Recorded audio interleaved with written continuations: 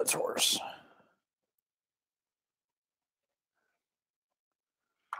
There we go.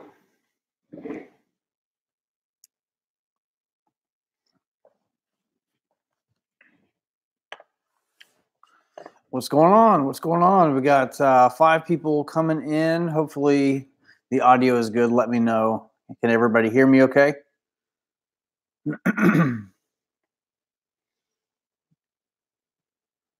How is the audio?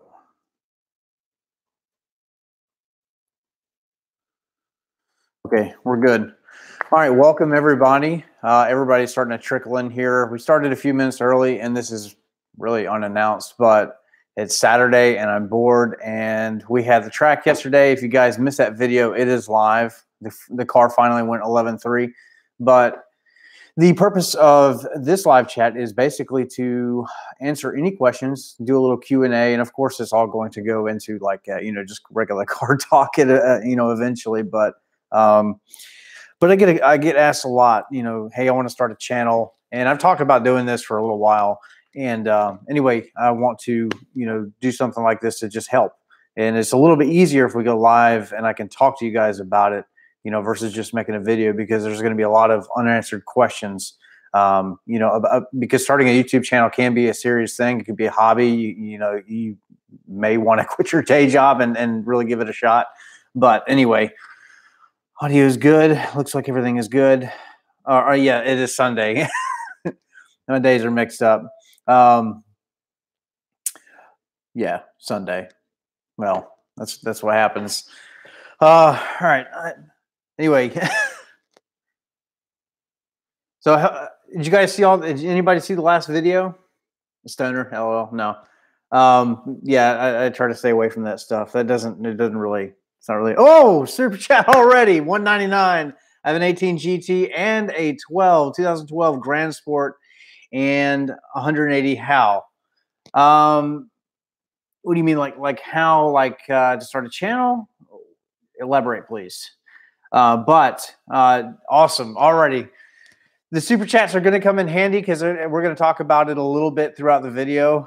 Had to make a purchase last night after the track, that I really couldn't afford, but it's all for the progression of the channel, and that's going to lead us into some of this conversation. But I like to do video on the barbecue tick from a salesman's point of view. That's actually a pretty cool idea, because here's the thing. If you guys know on my channel, I don't really talk about the tick too much. I have done videos around it, but I don't really have a significant tick issue. So it's not something that I'm going to turn my channel into. If you have a tick problem, talk about it. If you have issues, you have warranty issues, any of that, I do definitely encourage talk about it, because people need to know. But I've said it before, I'll keep saying it. If you don't have an issue, or if you don't own the car or any of that, it's just bad publicity is all it is. And it's scaring people away from the product, because at the end of the day, they don't all tick. Just because you buy an 18 or 19 Mustang doesn't mean that you're going to be doomed for failure. And on top of that, even if you do have a tick problem, these cars are still freaking fast as hell. So mine's not ticking. I am, you guys know that I'm full bolt on, but if I had a tick issue with the long tube headers now, you'd be able to hear it. So anyway, if you guys are coming in, please hit the like button. It helps to spread it around YouTube, which is some of the things we're going to talk about. But I didn't order anything. My wife is actually in this chat now, and I have not even told her yet. So I'm about to get a text message, I'm sure. But you guys are going to see it in the next couple of days. A video is going to come out. But I did pull the trigger. There was a guy local, and kind of took advantage of his mishaps. I mean, I gave him exactly what he wanted for it, but he had a 600 horsepower EcoBoost, and I will give him a shout out in the next video. But he went down to Texas 2K, and his car broke, but he bought the race stars for the rear. It was a 17 by 10.5, and he had bought what size is it? 305 45 17. And they're Mickey Thompson SS tires. And I've been talking to tons of people about the differences between like the SS and then the R, and it's really the compound seems to be about the same. It's just the tread difference. But believe it or not, staying mode, his 10-second pass was on this same setup for the rear, the same tire. So I feel pretty confident, and I think that it's going to stick a lot better than what we have on the car right now. So I'm going to sell what I've got for exactly what I have in it. I'm not going to hype up the price or any of that for those rears, the replica wheels, and the NTO5Rs have about half life left. So you know, I'm going to price them accordingly. So pretty cheap, but those are going to be going out the door here soon to pay for the rears that I just bought last night that I couldn't afford. But yesterday was fun. Yeah, I got a little sunburn too. I was taking a shower and the water was hitting me. I was like, oh my God, that hurts. Dig through some comments before we actually get started. So, all right.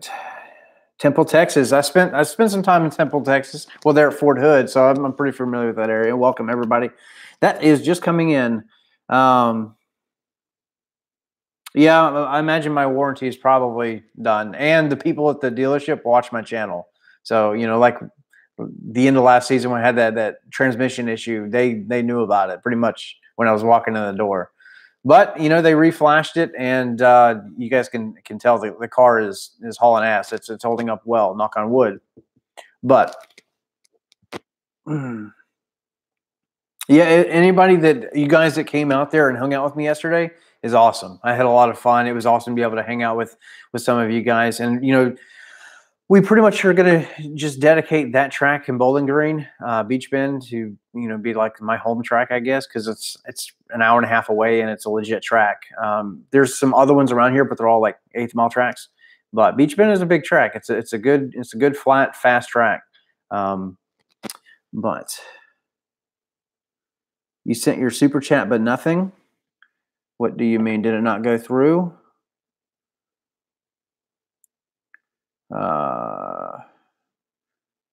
I saw that you have an 18 GT and a 12 Grand Sport and 180 HAL.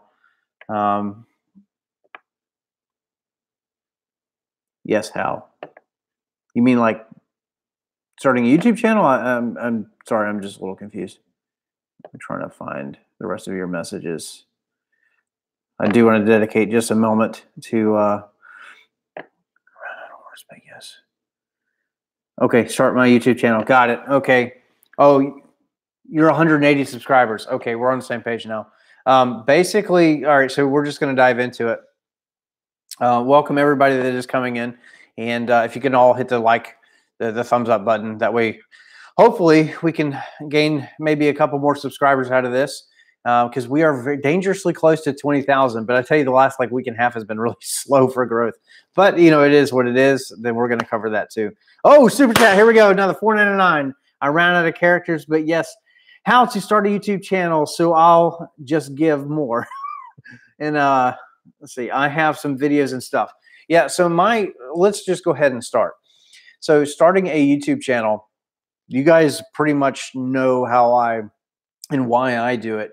But in case you don't, you know, basically I've had the channel for a long time, but I never really did much with it. But it was purpose built around helping people, you know, with you don't have to be a super mechanic, and you have light tools, and maybe just have like jack stands and stuff like that in your garage. But you can still do big projects. And you know, being old Army, and then, you know, being, you know, a senior NCO, you know, that was my bread and butter to teach, coach, mentor all these young guys so they could do their jobs correctly. But, you know, I'd kind of like to translate some of that into the channel.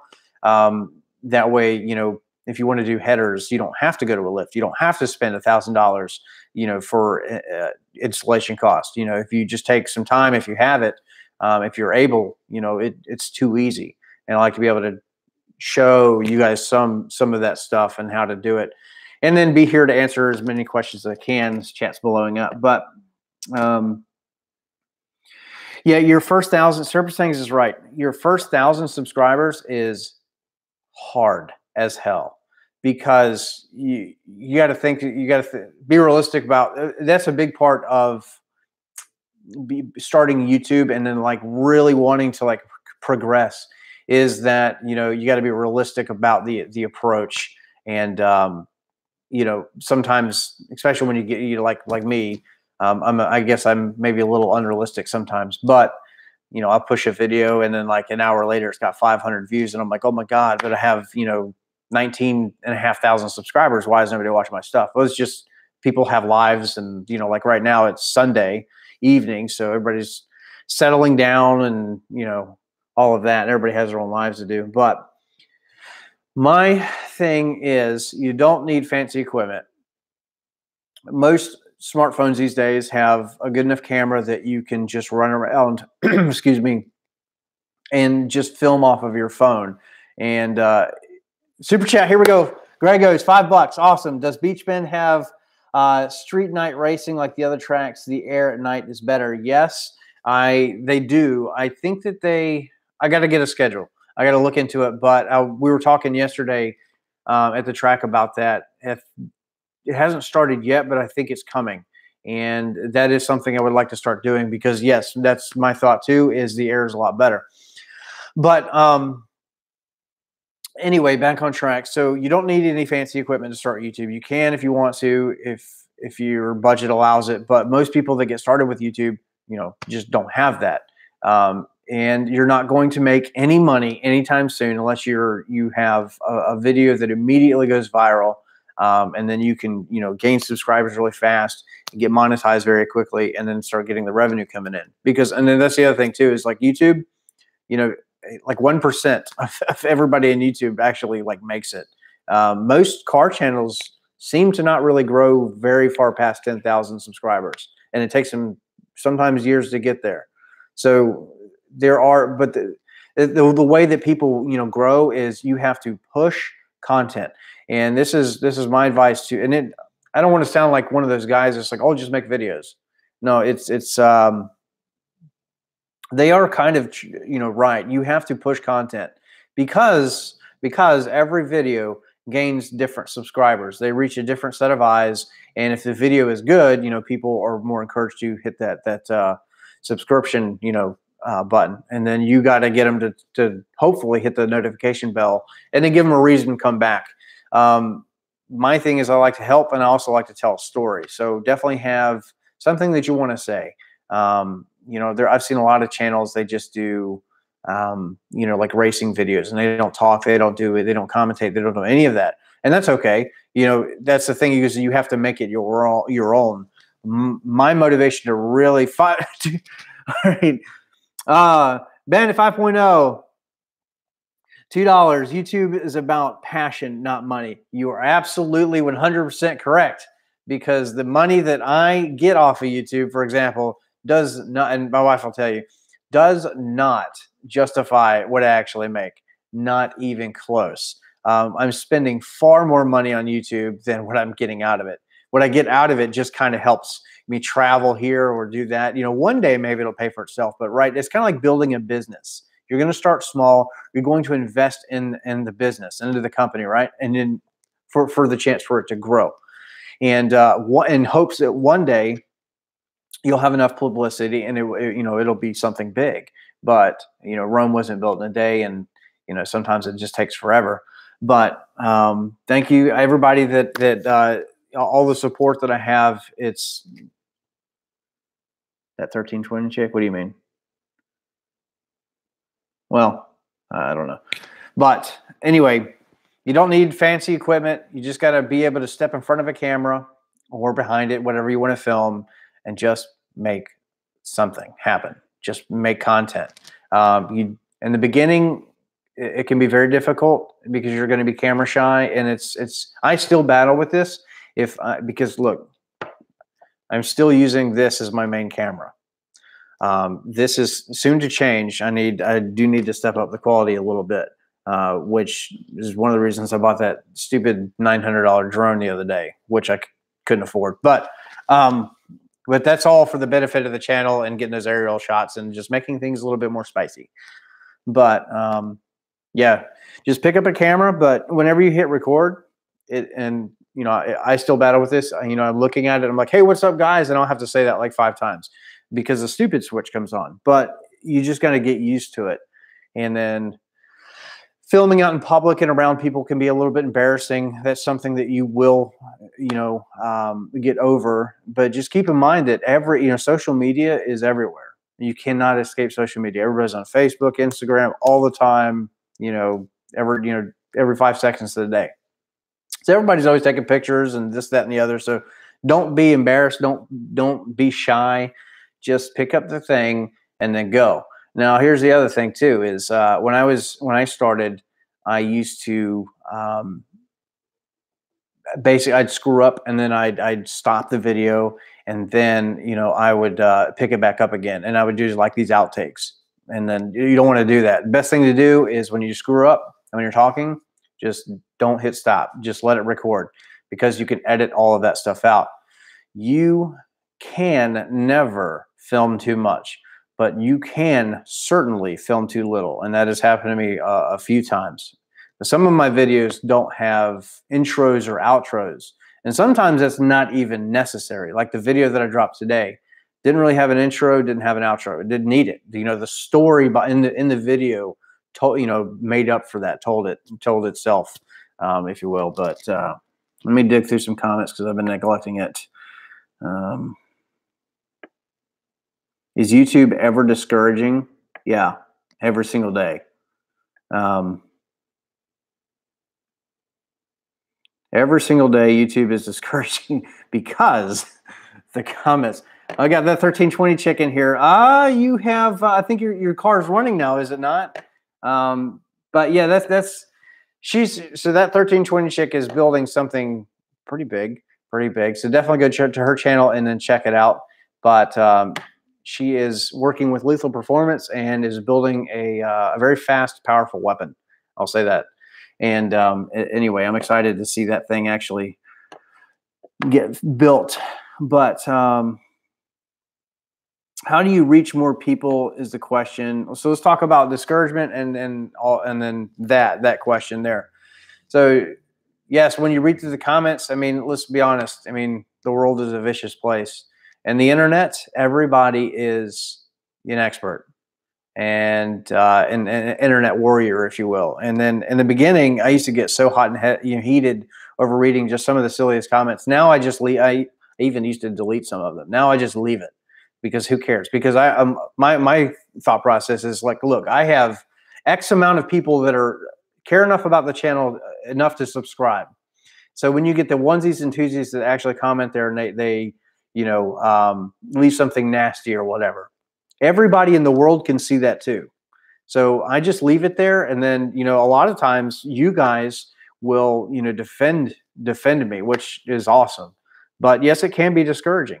Sometimes you might work on a video for 8 hours and then you might spend another 4 or 5 editing. It usually doesn't take me that long. It did in the beginning, but it depends. Like the video that I dropped this morning, I worked on it for 2 hours. And it was a 13-minute video, but it had all the camera angles changing and stuff like that, which makes it harder. Sometimes you have to detach audio and put it under something where you have to do green screens or this, that, and the other. And it all comes with time and practice. And you're not going to be perfect in the beginning, but anyway, practice. Just like we go go to the racetrack. It's I'm not perfect by any means. We're learning, but remember, if you guys are unfamiliar, last season was like our first race with the car, and I hadn't drag raced for like 10 years prior to that. So, that is what it is. So I'm still kind of learning some of the stuff, and a lot of you guys have been here to help me out and teach me, which is cool because I'm on here to teach you guys, but a lot of you guys are actually teaching me, which is, a total blessing. But what was the second part of that? How do we reach more people? I use Instagram as a tool, but my Instagram following honestly sucks compared to like a lot of others. But you'll find that like just because you have a big Instagram channel or whatever, you may not have a big, YouTube channel. And I don't really have the answer for that, but you have to be able to sell yourself. And I don't know why 20,000 people want to follow me because I'm a goofball in person. I'm kind of quiet, but you know, that's the glory of editing. You chop out all the dry moments, and it makes it makes it smoother, I guess. But it does take a long time. But a lot of it too is you could put out the most bomb-ass videos in the world, and YouTube, it won't suggest it unless you're like very consistent, like 2, 3, 4 videos a week. The more that you upload, the more, and then if you can get people to commit to the video and actually watch it, like if they don't want to click off because they find it entertaining, YouTube picks up on that, triggers the algorithm stuff. And so long as it does like maybe 50%, you know, like a watch ratio on like X video or whatever, it's going to have a higher chance of YouTube picking it up and then spreading it to other people. That's how that whole thing works. And of course, things that boost that are comments. It helps somewhat maybe, but hitting the thumbs up or thumbs down, it triggers YouTube, the algorithm, to help push videos as well. It doesn't matter if it's a thumbs up or thumbs down, whatever. But what else? So you got watch time, that, and then sharing a video. Like if you share it, if you email it or you share it to your Facebook or whatever, that's like tremendous. YouTube, it's telling YouTube that people like that stuff, and so they spread it. And then sometimes you'll get lucky. Like I had that one video that's over 1.3 million views right now, and it still grows about, I think, 5,000 to 10,000 a day. And so sometimes you can make money. But that's not a very common thing. But the unfortunate thing is, like, when it seems to me, in my case, that those videos that always go viral, they're never the ones that are like about my car, or something cool that I like those 8-hour, edits that I put together that I think are really cool, like the one today, that I dropped this morning. I thought it was a decent edit. I had something that I personally find entertaining, which is why I made it that way. But the truth is, the video is going to die, and it's just unfortunate. But then you got silly videos that go crazy. But you do want to make, when you're starting out, if you're making 5-minute videos, that's okay. But my advice is try to make 10 minutes and try to make it entertaining. Shoot for 10 minutes, because if you can get somebody sit through at least half of that, that's going to build up the watch time. So you need I think it's 4,000 or 40,000 hours of watch time. You need 1,000 subscribers to get monetized, and getting 1,000 subscribers is extremely difficult. Then 5,000. 5,000 is another like big milestone. So 1,000 and 5,000 for me was really tough. 10,000 came pretty quick. 15,000 came pretty quick. But getting to 20,000 here in the past couple weeks has been it's been like onesies and twosies every day. It's been kind of difficult, but it'll happen. It'll happen. Let me dig through some comments real fast. Everybody's talking.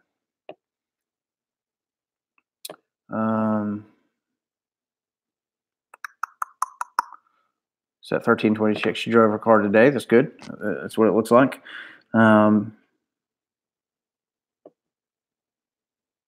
Yeah, the biggest thing about YouTube is, you have to do it for the passion. Do not do it for the money, because for 95% of everybody out there, there is none.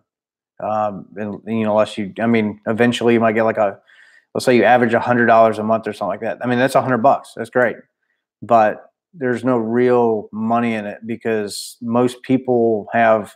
That's the other thing too, is your videos. This is something I try to do in the beginning of mine, and I've been doing it for a while now, is usually before I roll my little stupid intro that I made, is I've got about 15 seconds to 30 seconds maybe of kind of like highlighted footage before that intro, because it used to be like, if you didn't have somebody's attention, if you didn't have them hooked in the first minute, they were going to click off. Now it's and then it went down to 30 seconds. But people are so the instant gratification thing. You have got to catch the viewer's attention and get them hooked to the video within the first 15 seconds. It is that crucial. 15 seconds.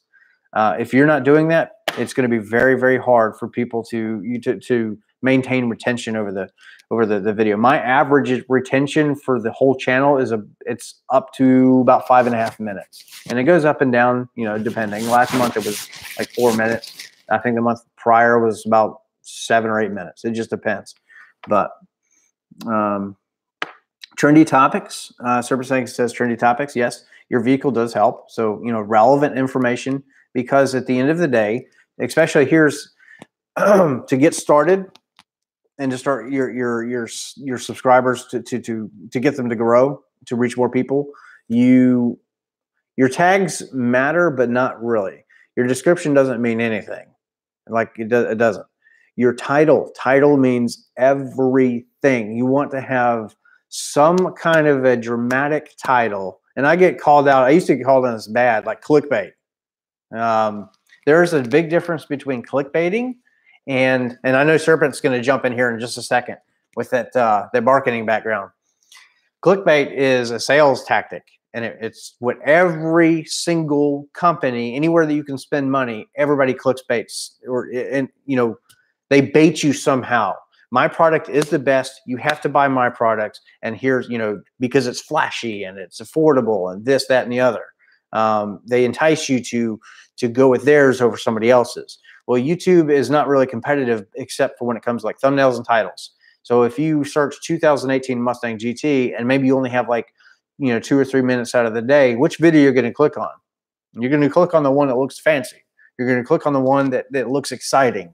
And that's it. Now, if you're lying in the title, you know, like, hey, I took delivery, or I'm buying a Corvette or a tractor or something, and you go there and you're just farting around looking at stuff, and it's a lie, you know. But anyway, I do dramatic titles. It seems to work, and you know, some people still call me clickbaity or whatever, but I mean, it's not.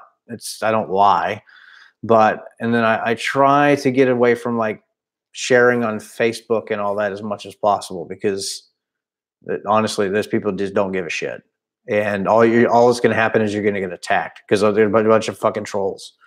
But boobs are clickbait. Yep, absolutely. I mean, what do you think? When you're dating a girl, I don't want to offend anybody, but let's say you're dating a girl or a guy. Well, I mean, and you're seeing them, right? So you see a girl or a guy at a bar. You know, which one are you going to walk up to first? Well, the one that you find attractive, right? No, that's the way that YouTube is. So just thinking about it that way. But let's say that you go up to a girl and then you find out later it's not a girl. Well, then I guess that would be a lie. You know what I mean? But look at what you sent me, Stephanie. You can't. Oh, my wife is watching. Wow, she actually watches something. Watches one of my videos. Anyway. All right. Who else has got questions in here? Yeah, attitude. I definitely appreciate that. Attitude comes into a lot of, because to get people to subscribe to your channel, you want to be friendly. You know, you don't want to come. I've seen channels that are small. And here's the thing: if you got a channel and you put a whole lot of effort into it, like let's say you do videos every 2 days, and you've been doing it for a year, and you haven't crossed 2,000 subscribers. If you've been doing it for 365 days, you've got to really think about what you're doing. You know, or it may not be your attitude, but it might be maybe the topic of, you know, find something relevant. Because like I started to say in the beginning, YouTube is, if not leading the Google searches, because Google owns it, but it's the second biggest search engine in the world. So if you want to, how do I change brakes? You can read about it or you can watch it. You know, most people are hands-on and visual, so they want to go watch it. They want to be entertained while they do it. That makes it fun, right? So they go to YouTube. They type it in. But those keywords, that title. So you want a descriptive, a snappy, like you know, a pretty title, something catchy, but it needs to have keywords. So it needs to be searchable. Searchable is the word there. So that's why most of my stuff has 2019 Mustang GT. I could just say Mustang or Ford Mustang, but I seem to think that just putting the year in front of the car seems to help, for me at least anyway. I mean, I could be, I don't know. Maybe it doesn't matter, but maybe Ford Mustang or just Mustang GT or whatever is good enough. But, you know, everything needs to be searchable, and that will help you, because when people type in 2018 Mustang GT, because it's a relevant car, it's new, you know, all this stuff comes up. And the bigger your channel is, and the more watch time your channel gets, the more you're going to get suggested. And so it's just a grind. You just have to keep at it. But it all comes down to audience retention. You got to hook them within the first 15 seconds, and then you have to maintain that. So I'll hook people in the first 15 seconds, hopefully, and then we go to the intro, and then the story starts, right? And then hopefully, you know, you can maintain some kind of retention throughout the video, you know. But, you know, you got to be realistic about it too. You know, sometimes I watch other channels and I'm watching videos and I'm like, oh my God, you know, but you got to keep it entertaining. People want to be entertained. So you got to make it fun. But sometimes you can't help it. Sometimes things are serious. There are dry moments, and that's just part of life. But, you know, so not every video is going to be a big hit. Where did I get my sound music? Okay, that's actually a really good question. Excuse me. Be careful with your music. You can use any music you want to, but I think you need to be under 15 seconds or you might get copyrighted. Excuse me again. So what I actually do is I download copyright-free music, and I only have maybe like 30 songs or something like that I've downloaded, and then I use bits and pieces, and I jumble them up and I do different things.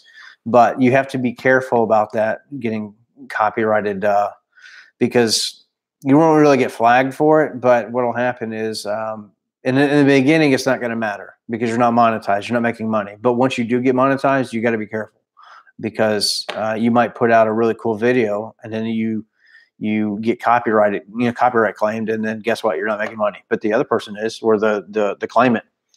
So, and that video, what if that video did 1 million views? You know, you'd be kicking yourself in the butt a little bit, you know, because that's thousands of dollars. It's not hundreds, it's thousands. So, all right, let me see. Yeah, I'm Motorfire. Yeah, hey man, I'm open to, if you guys want to come down to Beach Bend or you know, or whatever. I do want to start traveling. We're gonna get into the money a little bit more, the money talk too, what we can afford. But yes, I'm open to race anybody. I'm not one of those douchebags that's going to be like, oh my God, and just talk a bunch of crap. Hey, if you beat me, okay, you beat me. You know, that's the thing, is there's always going to be somebody faster than you because somebody has got this done or that done, or they have more money. It's okay. It's about passion. It's about the fun. It's about cars, and that's it. Plain and simple. But yeah, I'm down to race anybody. I'm supposed to race Thing Mode this coming weekend, which we're going to talk a little bit about too. So yeah, anybody that's jumping in, the subscriber meet, I will be driving all the way up to New Jersey. It's like 12.5 hours to hang out up there for a few days. So if you're in the area, I will be there. I will be there. And that Friday, I believe me and Thing Mode are supposed to race. And got suggested yesterday that we get him to race me without trans brake in the beginning, just to see how close we are. I imagine I'm still going to lose. He's going to cut the light better. But, you know, I'm going to be on the same rear tire setup. I don't have front runners yet because I can't afford them. Because, yeah, I have to save some of the money to actually travel with. But because I actually bought the plane ticket, but I got to see if I can push it off to the right. But you'll be at the meet. All right. I'll be there. I want to meet. Yeah, it's a long trip, or if you're in the area, but for me, it's a long trip. So I got to leave. I'm probably going to leave Thursday at like 1 a.m. And I like cars, but I hate driving for long distances. I can't stand it. But my car's a wreck right now. So like next week, all of this will be in video. So anybody that's in here, you're getting the exclusive. I'm doing my own, and I'm nervous about this, two-step paint correction, and ceramic coat. I bought everything that I think I need. I think I've got everything, but I'm going to compound the car, and we're going to go from there. And it's going to be like a 2-day process. And I don't know how I'm going to film it because it's going to be so much work. But I will try.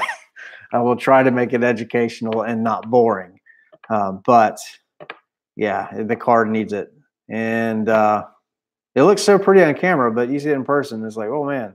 And it's not because I don't know how to wash a car. I use a 3-bucket method, but you know, the car got hit. And so anytime I take it to the dealership and you're like, please, for the love of God, do not wash this car. If you wash this car, I'm going to castrate you. And they're like, okay, we understand. And they give you the car back and it's all nice and clean. Like, we fixed it for you. No, you actually swirled it up. Thanks. But let's see here. Oh, driving the Mustang. Yes, Stephanie still drives a Mustang a little bit. It's scary whenever she does. I always tell her, I'm like, be careful. You're going to be careful, right? And she's like, yeah, yeah. And I'm like, no, you're going to be careful. Because if she wrecks my car, guess what?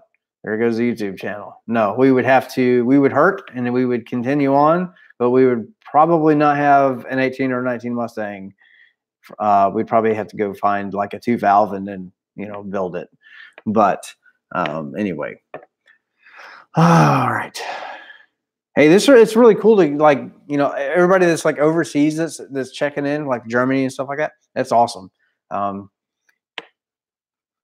think it's awesome. It's cool that the Mustang is such, you know, it's a world car now. It's awesome ever since 2015.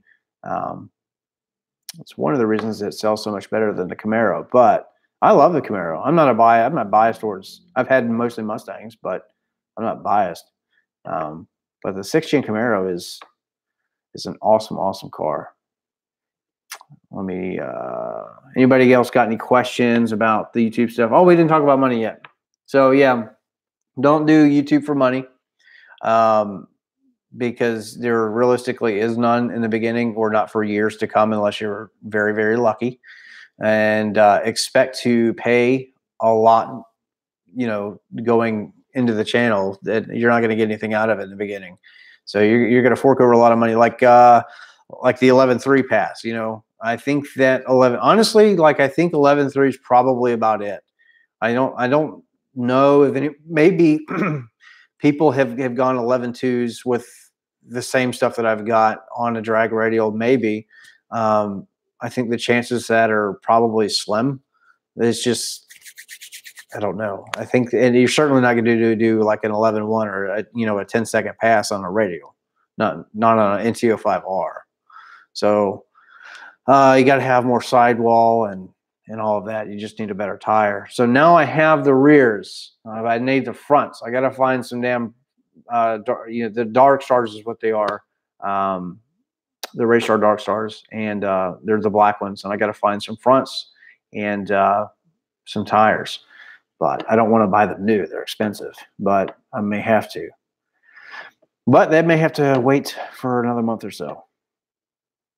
Poverty Stars. Yeah, I was like this close, and I actually kind of had clearance from Stephanie that I was going to do the VMS racing wheels because they look like a knockoff Weld almost. But the thing is that they're light and they're cheap, and you can buy them all day long for 17% off. So you can get with no tires, you can get the fronts and the backs for like $800, $850, something like that shipped. I mean, and I think I looked up the weights. I think the fronts are like 22 pounds and the rears are like 20 each or something like that. So they weren't, bad. Everybody that buys them has said nothing but good things about the VMS racing wheels, just like the new hotness. But I bought the rears with new tires. These things have he said they've got like 30 miles on them. They still have all the rubber. Super chat. All right, Street Slayers, $5. You can borrow my drag pack if you race thing mode. You're gonna be up there? I just need the fronts. There's a guy local here that has fronts too, but it's a bias ply front. I don't know if that's gonna matter, but anyway, yes, that would be awesome. But I do have the rears. I need to buy the fronts or find some or borrow some or whatever because I mean it's going to help. Bias ply is lighter, yes.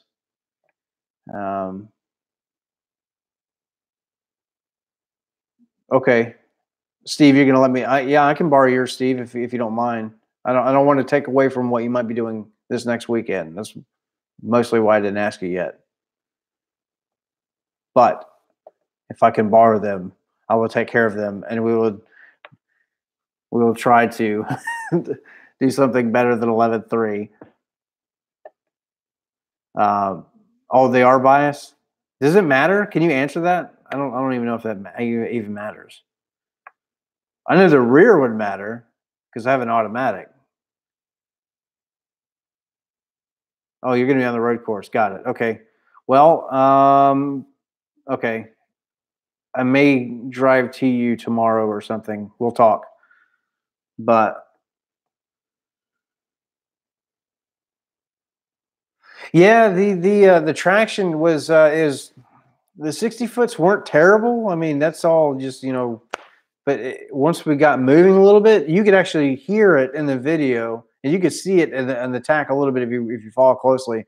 You'll just see it it'll spin is what it was doing, and it was only the beginning. It's well below 100 mile an hour, but and it's only for a second maybe or half a second. But spinning ain't winning.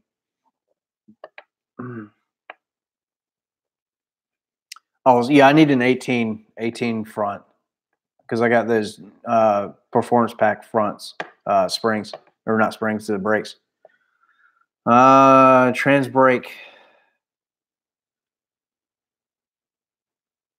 No trans brake, full weight versus full weight. Yeah. That'd be a cool video.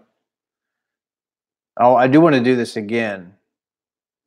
Well, I won't be able to on a radio, but I mean, if I ran 11.5 yesterday and then the last time was 11.6 full weight, I mean, with the same tire that I had, and it was pretty much the same weather conditions. So yeah, I think gutting the interior helped maybe some, but I don't think that you necessarily have to do it in the beginning. But yeah, me and Staying Mode are going to race. Is the plan anyway? Is anyone offer 19 front runner? Maybe. I don't know. Maybe Weld or somebody else. 19's this big. Is that going on an 18 Mustang or what is that going on?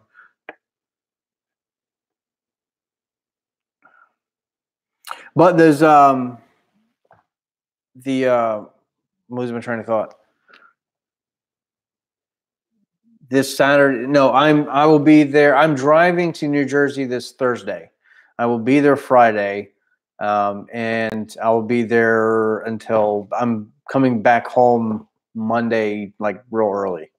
So I'll be up there for the weekend, for the whole weekend. But there's going to be drag racing. If you guys are up there, it's the 30th. It's Gateway Classic Cars. A bunch of people are going to be there. A bunch of YouTubers are going to be up there. Me, Stang Mode, Tunnel Chaser, everybody. All going to be in that building there. It's really going to be a real nice area. And I don't have any merch. Like everything's online. So if you guys want like shirts and stuff like that, I don't have any printed out. But it's going to be fun. It's going to be fun. And, I really didn't want to make the drive. I just wanted to fly because I bought the plane ticket for like $106. But again, at the end of the day, it's about everybody that watches this channel. It's not about me. It's about everybody that watches this channel because you guys make up this channel and help it grow. So if I'm not bringing the car up there for everybody to see, the main thing that you're wanting to see in the videos, and if it's not there, in person for you to see, that's kind of stupid. So yes, the drive is definitely going to be worth it. But I got to get it cleaned up and everything. All right. But about those, about the race stars and the tires for $700.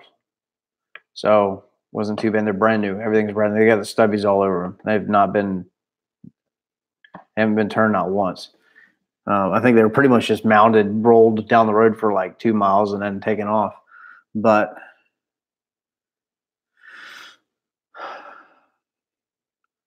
I have an on-topic question. Ask away.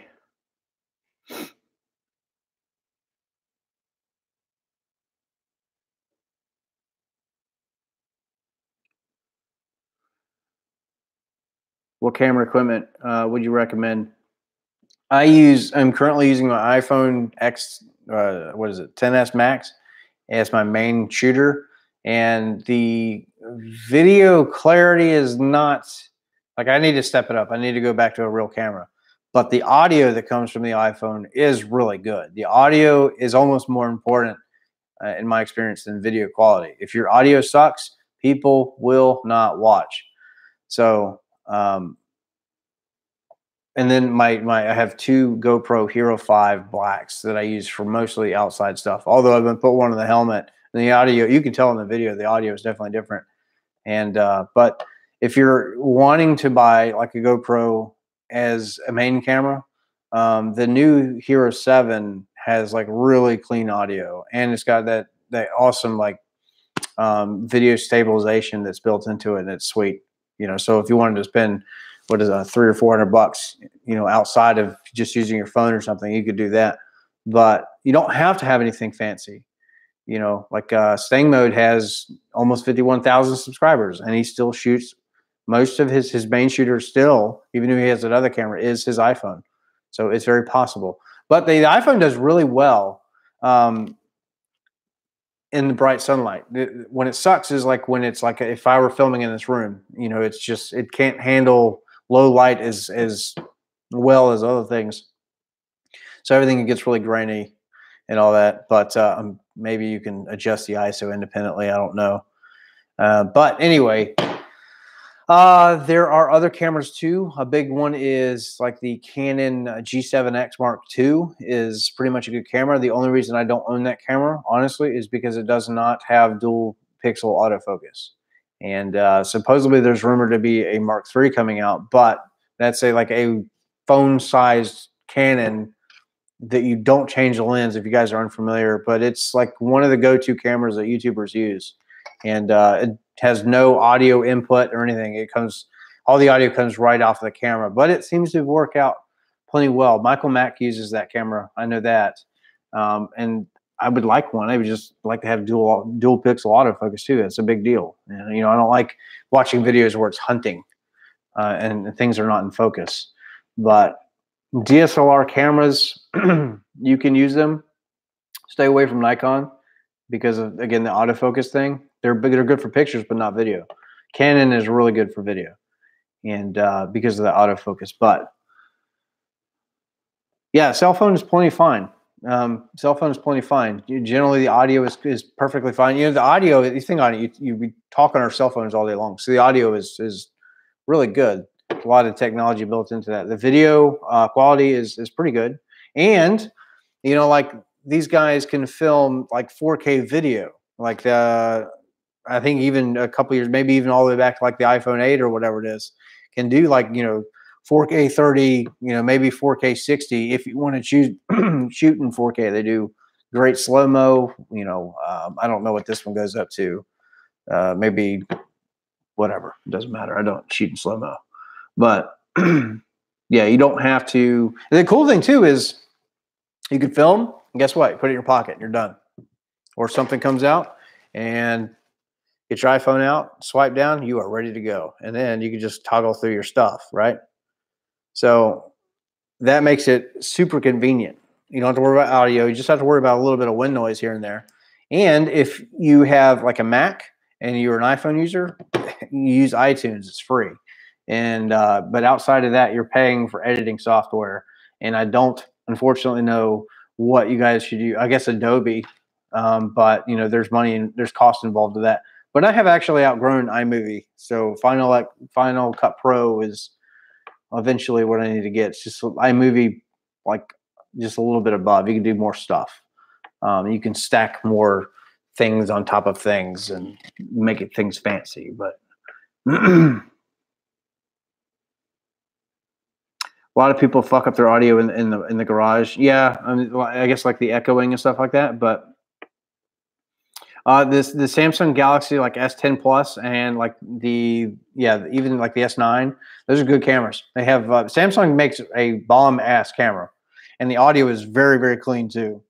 So any phone really that you buy these days, if it's a new, it doesn't matter what it is, it's going to be good enough for YouTube, because most people watch YouTube videos on their phone anyway. So, it's perfect. It works out. So you don't have to have anything super fancy, even though we all want the fancy stuff, and so do I. And it's mostly because I look at my videos and I look at my channel, and there's so much more that I want. But let's see. Don't like being on camera, but can be live.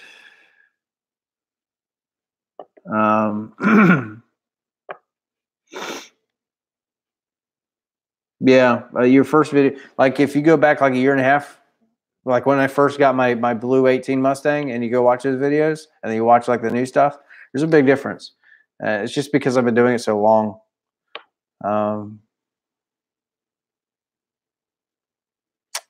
Why did I rebuild the black aftermarket hood grills? Hood grills. The grill itself. We'll go back to the Cervinis, you mean? The old one? Mostly just looks. But I think that with the stripes now, the stripes on my car are like my favorite mod now. And I think it really sets the car off in the right ways. And with the non-illuminated grill, so back to the Cervinis. Still, I have the upper, but just not the lower. I have the stock lower in the car right now, but I think it's a very clean, adult-looking car, but it's still aggressive enough to grab a lot of attention. And that's mostly the stripes that do it, because people look at it and like, what is that? Is that a Shelby? No, it's a GT, but God, no, I think it looks good. It's so far it's been, everybody that sees it in person likes it. But I edit with iMovie because it's free. I'm very low budget, because if I spend money on cameras and stuff, it's less that goes into the car. Oh, that's another thing too. If you have a car that, let's say you buy your daily driver, because I daily drive mine. It doesn't matter what it is. Be careful, and I'm gonna give away some of my secrets here. When I bought my 2018 Mustang, I screwed up, because I bought it and I was like, okay, I'm gonna do this YouTube thing. And then I wanted really fast growth, right? So I wasn't monetized. So, well, I was, but only for like a month. And then YouTube changed their stuff, and so I didn't get paid off of any of it. But I attacked the car with mods very aggressively, very fast. And what'll happen is you can run out of content, because like right now with my car, like we did all the visual stuff mostly. I'm not done, but I want different wheels and stuff like that. But if you do it too quickly, you might run out of content. And but that's the other thing about content too. Don't just do your car. Do other things too. You can go to car shows and film and do stuff like that. Most people don't watch it, but 2 videos a week is like minimum what you should be doing if you really want to see like heavy growth. I think, in my opinion.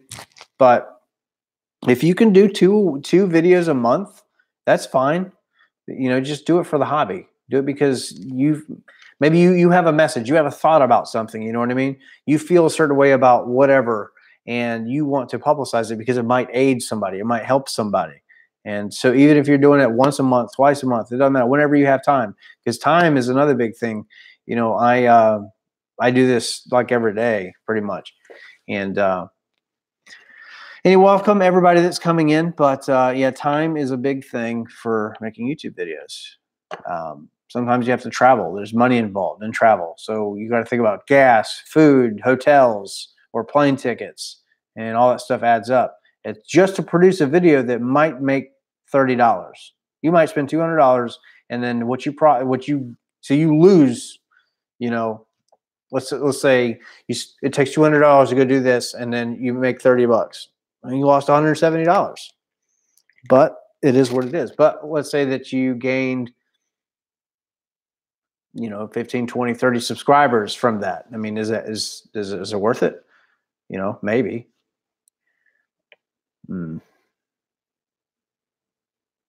Yeah, GoPros, when I do, I don't, I screwed this up. a couple. Well, my computer screwed it up a couple of times back. The GoPros with iMovie, yeah, it works. What I do is I've got one of those stupid adapters that goes inside the MacBook that you have, those dongles, and I take the SD card out of the GoPro, put it into that, drag the files off onto the desktop or into a folder, let it import that way. Then I import those files from that folder into iMovie, because I've had issues before where the footage got messed up or it had no audio or whatever, just going right from the GoPro. And then once I'm done, I just delete everything out of that folder. And then I should be saving. Sometimes I save some of it, but generally I just delete it all. But for me, that's kind of my thing, is I import everything, and it can take some time. And then when I start editing, remember, I'm no expert. I don't have a million subscribers, but for what works best for me, I think, is it's kind of like if you're writing an essay. You have an outline, so start dragging video files here or there or whatever, get like a rough draft, and then you start fixing section by section by section, and at the end of it, watch it 2-3 times. And I'm gonna tell you a secret: if you find your video boring, somebody else is going to find it boring too. So get rid of any dry moments. So if, like, we're talking and then I go silent and then I start talking again, get rid of the silence. Sometimes it's necessary. You want to leave it, like if you're showing something, but you generally want to chop it up, and it's okay to chop it up. Even if it's like chop, chop, chop, chop every 5 seconds, if it keeps the video going, because remember, you're trying to appease, not everybody has a lot of time that they want to spend in front of a camera, or they might want to watch, like, remember, there's more than one YouTuber. So like, I follow a bunch of them, and if everybody uploads at once, I'm gonna be like, well, I'm gonna be here for an hour watching stuff. You know what I mean? So, but if that creator can speed up my time somehow to make it fun and entertaining without, dragging things on for longer than it needs to be, that's what you need to do. But all right, iMovie, I have no problem. Yeah, I have no problem with iMovie. It's free. I mean, it's very good software for free. Not like free. I mean, I had to buy the computer, and it's an Apple, so it costs, like my soul. But yeah. So as far as the spots available inside of the showroom for the New Jersey meet, Stang Mode, I unfortunately don't know, but Stang Mode might be somebody you might want to reach out to on Instagram or in one of his comments, and maybe he'll answer. But I know that it's going to be a tight area. But I think that there's going to be like a car show thing too, like outside. He's expecting like north of 200 people. Because that was honestly, like, if there's going to be like 50 people there, I'm not driving. To me, that would not be worth it. But if there's 200-300 people there, yeah, absolutely.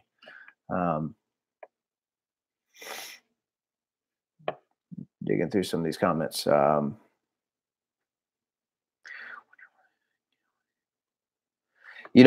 I talked to the car review guys. That's good. That's a good question. I was actually talking to Serpent Things yesterday, but he was talking to me about that. The YouTube for me is a business, right? I'm investing money into it, and I'm also making money. So, and I will have to claim it on taxes. So, can I claim things as a tax write-off?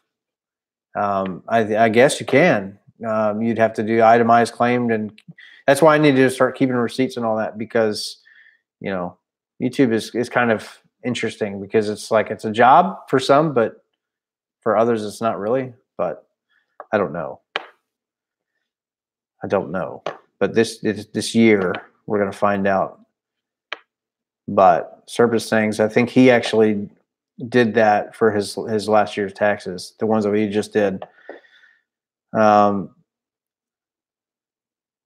Congratulations, you placed your order for your 19 yesterday. You're gonna love it. It's orange, fully loaded except Recaros. That's okay. I like the Recaros, but I also like the regular seats too. It sucks that I don't have heated and cooled seats, but I have a heated steering wheel, and that's all right, I guess. But that's really interesting. It's really cool too. It's an absolute pleasure to be able to be in front of a bunch of people and be some kind of like a spokesperson, inspiration, idol, or I'm not saying that I'm some kind of celebrity. I'm just saying that maybe a figurehead or something. You know, if you can inspire somebody some way, that actually is quite humbling. Because let's be honest, I'm some idiot on YouTube. You know what I mean? And but I have to be careful, especially the bigger you get. You got to be careful with what you say, because I might recommend something that somebody else goes out there and spends a lot of money on, and it completely fails to them. You know, or fails or breaks or whatever, or it's just a bad all around. So, you know, and then if I do that, then you're not going to want to listen to it anymore, because, you know, especially like a car. Like if I have somehow convinced you to spend, you know, $30,000+ on a car, you know, that's significant. You know what I mean? But because you're paying for it, and if you buy it and you hate it and it gives you nothing but problems, you know, then I would feel bad. But I don't have any problems out of mine. Mine's knock on wood, but mine's running really good. I had a couple of issues, but warranty fixed it. And remember, my car got hit too, and everybody was like, "Trade it, trade it, trade it." Like, I'm gonna be honest with you. Like, I've owned a bunch of vehicles, a lot, like maybe seven Mustangs or 8 Mustangs or something like that. This one, normally after 6 months, I am done with a car. I want to trade it. I want out of it any way that I can. I have, man, since I was like maybe 19, I haven't held on to a car for like more than like 2 years. But this red Mustang that I have, I think is going to be, I'm going to have others. I need to buy something else for the channel too. So I can take a break from that thing a little while, because I've kind of, you know, like once we hit 10 seconds, what's next? Boost, right? So what comes after boost? Where does it stop? You know, because I still want to live with the car and enjoy it. I like all the goodies. I like the leather. I like all of that. So eventually, yeah, we'll reach a point, you know, where I won't want to mod it anymore, because sometimes things get a little crazy. And then you will eventually, you know, you're going to be like, okay, I'm done. I'm satisfied. This project is finished. And most people will want to sell at that point so they can start something fresh. But I don't know. I'm in love with my car. I think I'm going to keep it for a long, long time, and then we'll find something else for the channel in addition to that. But I love my car. I love the digital dash. I love everything. There's nothing else I would change. I might, and I really should do a video about this. The only thing that I kind of am on the fence about is whether or not I really give a shit about the active exhaust. Everything else I'm sold on. Magna Ride, Recars, I love it all. The active exhaust, I don't know. But word on the street is that maybe, you know, there's going to be some kind of maybe a PCM update or something coming, so that your my mode will be default. And that would be nice, because I want the thing loud. Like, it's loud. The cold start's loud, but as soon as you drive, it goes down to normal unless you change it, and it's aggravating. Like the Camaro, a 6-gen Camaro, you can independently change suspension and exhaust note in any mode that you want, and then it will retain that when you shut the car off. Unless I think if the traction control is in track, it will go back to sport. But you can have the exhaust open all the time. You could have it in the sport suspension setting if you have Magna Ride. And why the hell can we not do that in the Mustang? Why can I not get in the car, just push start and go, and it's loud, and the shocks are tuned exactly the way that I want it, because it's in my mode. That's the whole point of my mode. But hopefully maybe they'll fix that in some way. And I was trying to get Palm Beach Dyno to come up with a solution, and we got close, but as far as exhaust goes from default, but we could get the thing to be loud all the time, but it locked you in a certain mode. So it locked you in drag mode or track mode, and then you could not go back and make it quiet. And that's the good thing about active exhaust, is that you can make it quiet. And if you have headers, if you have, especially catless headers, you know, like I have mine at like 9, maybe like 9 8 or 9 p.m. to like 7 a.m. it's in quiet mode, and it sounds like shit when you start it up, but you don't piss off your neighbors.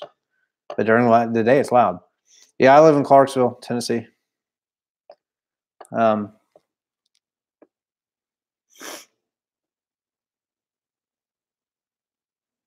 Yeah, I mean, eventually I'm going to do Boost. There's no way around it. And I'm still thinking centrifugal, but I had the money, believe it or not. I had the money for Boost. Excuse me. I'll explain why in just a second, why I don't anymore. I'm going to make a video talking about what 1.3 million views will make on YouTube. But those of you who don't know, put up your guess.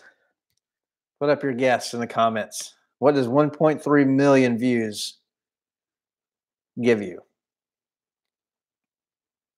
Yes, my wife did take some of it. A lot of it. I don't even know. I wonder if she's still in the chat.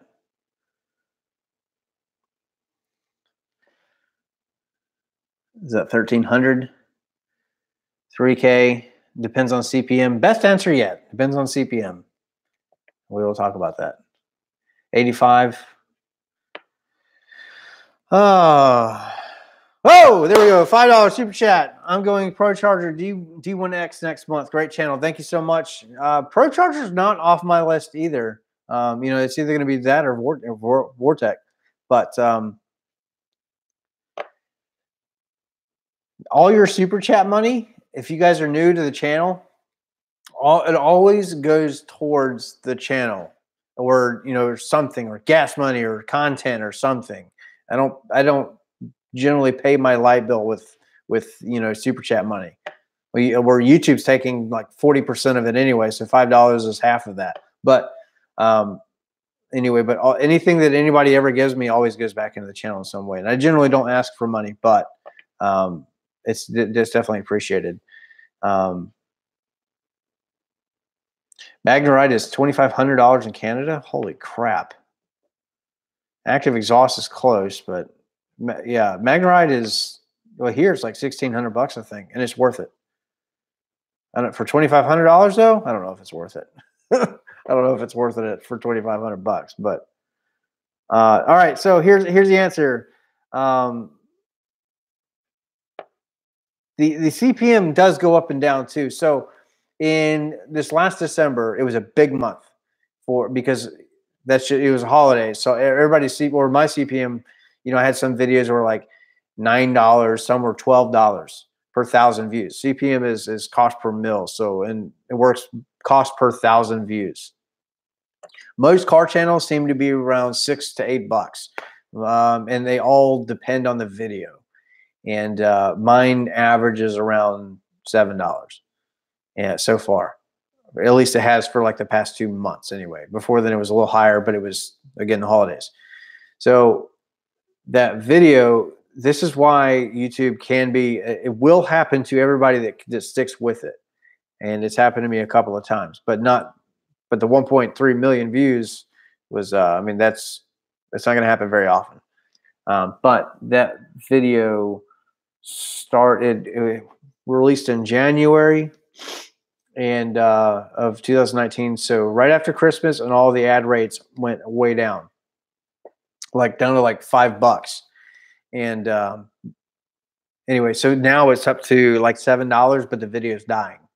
So it doesn't really help me. But the video so far, let me pull it up actually. What has it made today? So I can give you accurate information.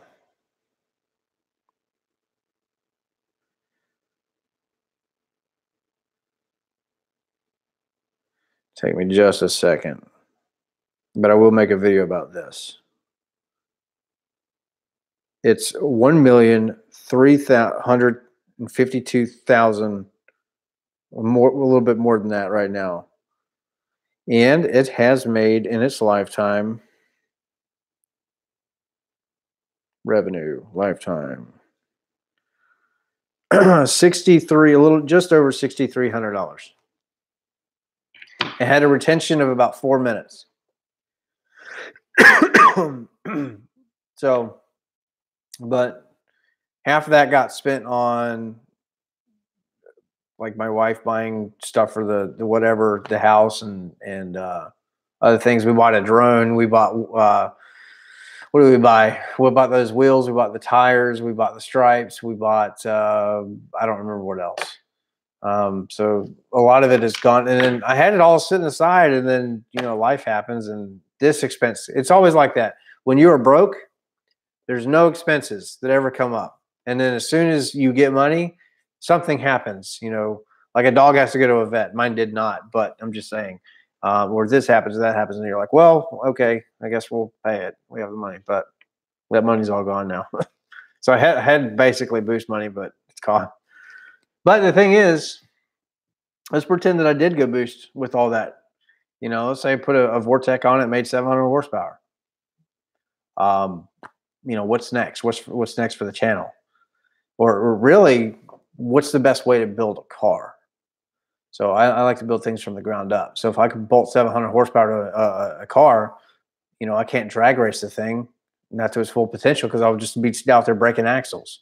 So I would rather stay NA for a long time and perfect my driving skills, and then shoot for that 10-second pass and build the car up, build suspension, build the axles, put axles in it, put drive shaft in it. And then over time, I'm going to become a better driver because of it. And that is my train of thought. So because if I can't drive a 11 or 10-second car properly in a straight line, I have no business doing it with 700 or 800 horsepower. So I've had my channel since, well, I don't know, long time, but I've only been really pushing videos like consistently or about, I don't know, 14 months, something like that. 15 months maybe. So not that long. So really on YouTube, I'm kind of a baby.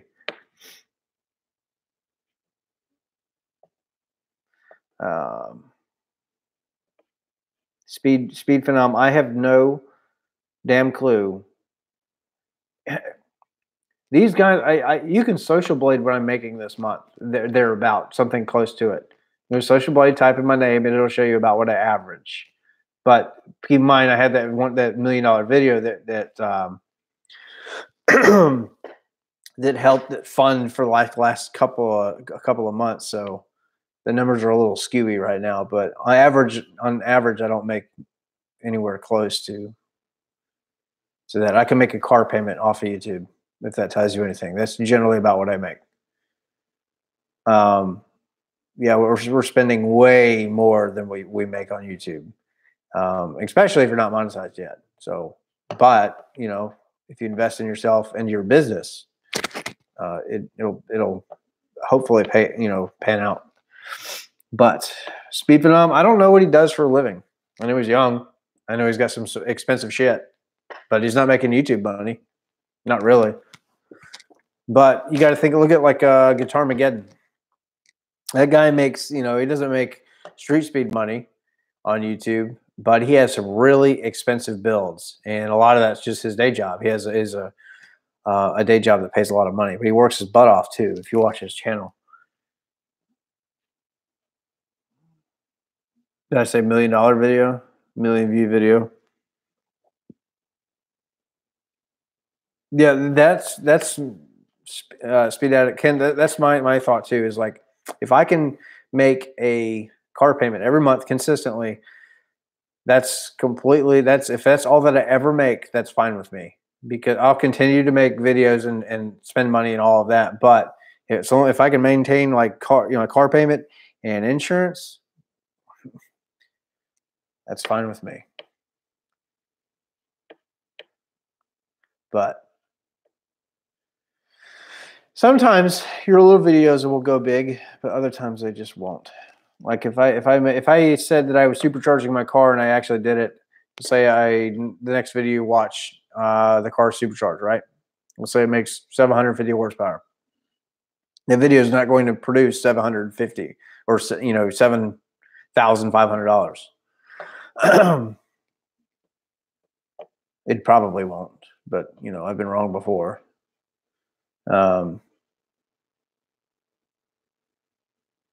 Yeah, I would like to do some kind of a. Well, here's the thing. So that we're going to do this adventure this next weekend, this subscriber meet, and eventually here very soon, I would like to do one at Bowling Green. So yes, and the goal is to get all of those guys to come down here and drive their cars and stop being little hobbits up there, and just staying indoors and staying within their state borderlines. Like come to us too, you know what I mean? But I know Stang Mode's all for it. But he has, they have day jobs too, so they have to have the time off. But would MagnaRide be faster than non-MagnaRide? I don't really think so. MagnaRide helps. It would probably definitely aid more in like cornering capability than straight line. But Stang Mode has some suspension done, and he doesn't have MagnaRide. He's got a fast car, so I don't think it's going to really make you that much faster. But it soaks up the bumps a lot better. It firms up the shocks, and it feels a lot more comfortable. So I have ridden in plenty of performance pack cars, but not with no MagnaRide, and there is a difference. Is it worth $1,600? For me, yes, because if that means $20 more a month for MagnaRide and my car payment, for me that's worth it. But I don't know about active exhaust. I like it sometimes, but I'm back and forth. But because most people just want their cars loud all the time. But however, the mufflers themselves are different. So if you have active exhaust, the mufflers are completely different than the non-active. So if you put an X pipe on your car and it does not have active exhaust, it was not going to sound as clean as one with active exhaust. So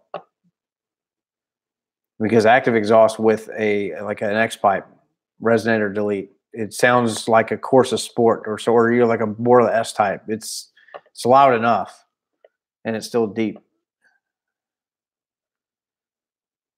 Yeah, I'm not doing full drag springs. I don't want to ruin it, but I'm doing a performance front, and this is BMR's recommendation. They're doing a performance front, so the spring rate will increase by 10 pounds over the stock performance pack spring, and the rear is, remember, they're counterspun because it's MagnaRide, so it's basically a GT350 handling spring in the rear, and it should help it to still lift a little bit, but not squat. But they want me to be at 20,000 subscribers before they send them to me. So I need people to subscribe. Trying to get caught up on comments.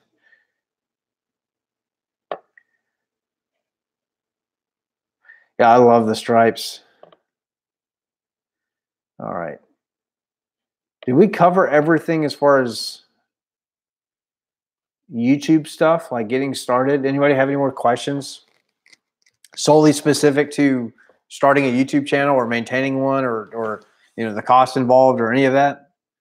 I just want to make sure that, because this is what this video is about more than just like racing.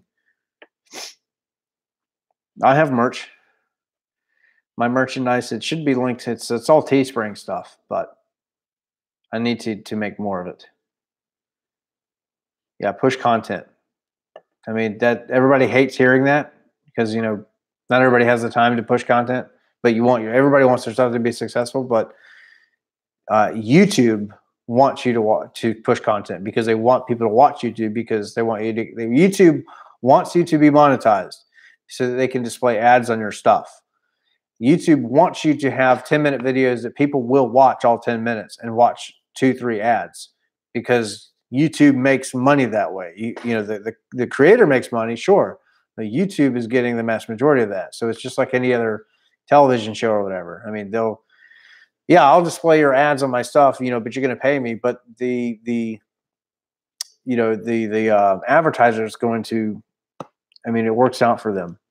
So, but YouTube wants you to watch as much as you can. So push content, and therefore, if people, that's what it goes back to what I'm saying is if people will sit through a video longer, and especially if they watch the ads, YouTube will suggest that video more than somebody has less retention, because YouTube wants to make money.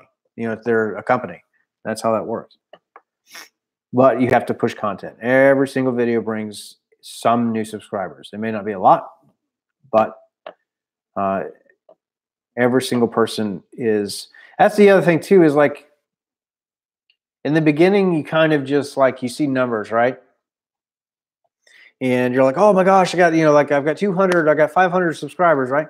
But remember, every single one of those subscribers was somebody else on the other end watching that, you know, took the time out of the day and to likes your stuff and hit subscribe. And so they're real people. And, you know, sometimes I feel like people forget about that, you know, like I don't know if there's 59 people in here, but there's 59 that it says that are currently watching, now 60. That's 60 people you know, that's out there that is taking time out of their day to watch me right now 61, and every single person matters. So every single subscriber that watches my stuff matters to me. They may not watch every single video. I wish that they did, but you know, that's life and that's the way that it works. But every single person matters. But you know, just try to remember that when you're first getting started, is you're speaking to an audience. So, you know, try to make things clear, try to be entertaining, you know what I mean? And then, like I said, if you can't sit through your own video, somebody else is not going to. But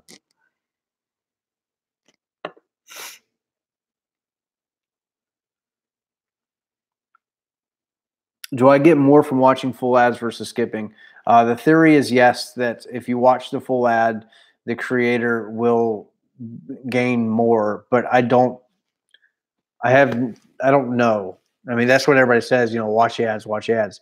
The theory goes that yes, the creator would benefit better from it, you know, versus just skipping them. But I have no idea. But I can tell you that I've had videos that did, let's say 2 videos. Let's say that they both have the same CPM and they both had 10,000 views each. One of them makes $100, the other one makes 30. You know what I mean? And they have the same number of ads in them. So I don't know. You know, but then it's going to come down to like audience retention. You know, when are they watching the ads? How many are they watching? I don't know. But I try not to overdo it. But that's why sometimes, now there's channels out there, they for a 10-minute video, they'll have 5 ads. And it's a little ridiculous. But my theory behind ads is because you can place them. Some people don't. Sometimes I don't. I used to be really aggressive with it. I do an ad like every 4 minutes. And, you know, people were a little upset about that. So I started spacing them out. I try to do an ad every like 5 minutes or so and beyond. So like 6 minutes, 7 minutes. It's kind of like watching TV, you know, because at the end of the day, yes, I want to produce content, but I would like to be able to keep producing content, and it takes money, especially at the level that we're at, you know. The more money that we have coming in from YouTube is the more content that we can push. It doesn't necessarily mean just more car mods. That's not what I'm talking about. But I'm talking about travel, gas money, you know, food when we're out there traveling. This like the subscriber meet thing. I mean, I bought the plane ticket for $106, right? I was going to fly. I just spent $50, $60 on food, and I didn't have to have a hotel because I'm staying over at Stangmo's house. So it would have been very low budget. And I could have made, you know, probably, you know, 2 to 4 videos of content while I'm up there, and then have 2 weeks or a week and a half's worth of stuff when I got back. And I could have probably made up my money by then from just putting those videos. But now we're driving. So it's going to be, what, $300 in gas probably? $200, $300 of gas, because I'm going to be back on 93 when we go. So it's going to be expensive and a lot of time. And then food. I'm still not paying for a hotel, but sometimes we might go somewhere we have to pay that. The Street Speed 717 call out last year, you know, there was hotel money involved in that. So, and hotels are not cheap. They're like $100 a night. So And then you produce a video that does, let's say, 15,000 views, right? You make 150 bucks of it, but you lost 600. You know what I mean? So that's kind of just the reality of it. Is yes, we want to make money. It's nice when we do, but YouTube makes loads of money. Yeah, I wish the creators did. Sometimes you can, but generally not. An average video for me makes about $30 or $40, but not lately. This whole last week has been like terrible. We've been fighting to get to 10,000 views a video, but my ratio is good. Now, here's the other thing too: is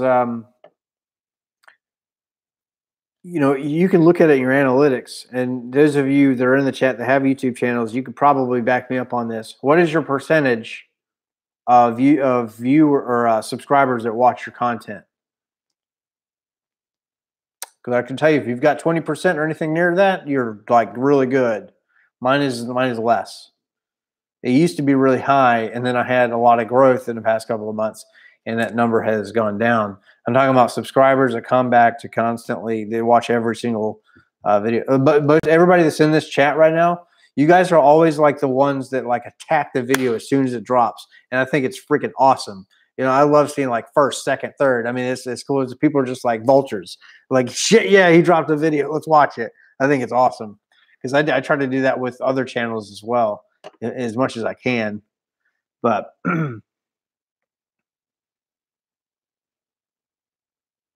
don't post videos of racing and stuff like family cruising. Yeah, we have to try to leave the children's out of the car when we're racing. SRT Mush, I don't know. Like, he was on fire there for a while, then he dropped off his demon. We had to put it back together, but I don't know. He's a big channel too. I don't know what happened. That happens sometimes. You see these big channels and they come and they go. But yeah, the Street Speed 717 cost you $1,600. Yeah, it was expensive. I mean, not as much for me because I flew up there. But honestly, like, that was a mistake. I should have drove to that. But there'll be more. There'll be more this year. But I would like to do I couldn't go to Texas 2K. I don't think I missed much anyway. But I mean, that would have been really expensive. But there's stuff that goes like, here's the other damn thing is like, we're driving to the subscribers meet. Well, guess what happens next in that same area? You got the American Muscle Show. You got Carlisle up there, and there's some other stuff. And it's like all in that area. And I'm gonna eventually have to go back and forth. What I need to do is I wish I could afford a truck and a trailer, but because I don't want to put all those miles on the car. I don't want to put 30,000 miles on my car in 1 year. That would be terrible. But and then you're just opening yourself up for like rock chips and just damage. You're getting hit and just stuff. And there's Mustang Week coming up too, which is going to be, I can't wait. I cannot wait for Mustang Week. It's going to be massive. You're talking about 40 to 50% is what you have, Speed Addict, as far as the subscribers. Is that number?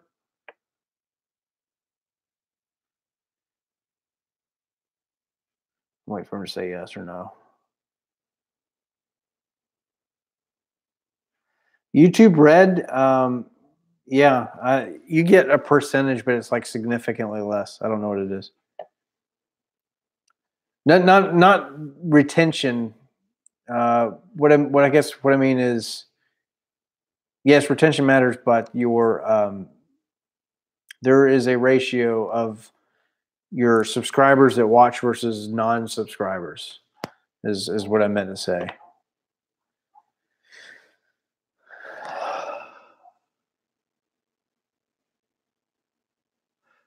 I know Texas 2K. Honestly, like I wasn't really feeling it. I mean, it was big, but I mean, I don't know. That and I couldn't afford it. It's not that I couldn't afford it. That's not really true. It's more so my wife didn't want me to do it. YouTube will cause relationship problems. I think my wife is out of this topic now. She's not watching anymore. So I think we're safe. But Oh yeah, your view count. That's good. There we go. $10. Van Hammer. Drop the hammer. Yes. Yeah. I mean, you have to, but you know what they say: happy wife, happy life. But I think my wife knows that if she said me or the YouTube channel, I'd probably take the YouTube channel. I know that's kind of mean to say, but the thing is, like, I've been messing with cars my entire life, so why would I stop? You know, if I'm married or not, I'm gonna still do this. I'm still gonna mess with cars.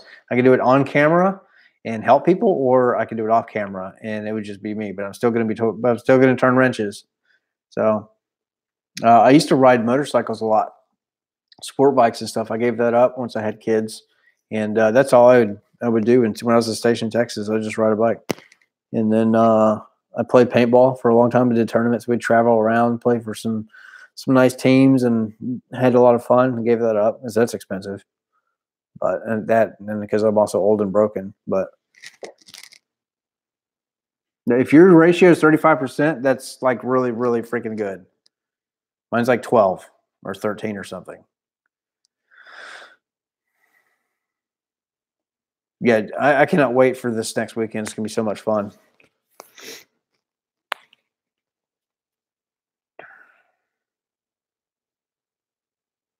That's a good idea. So everybody in here pretty much has channels.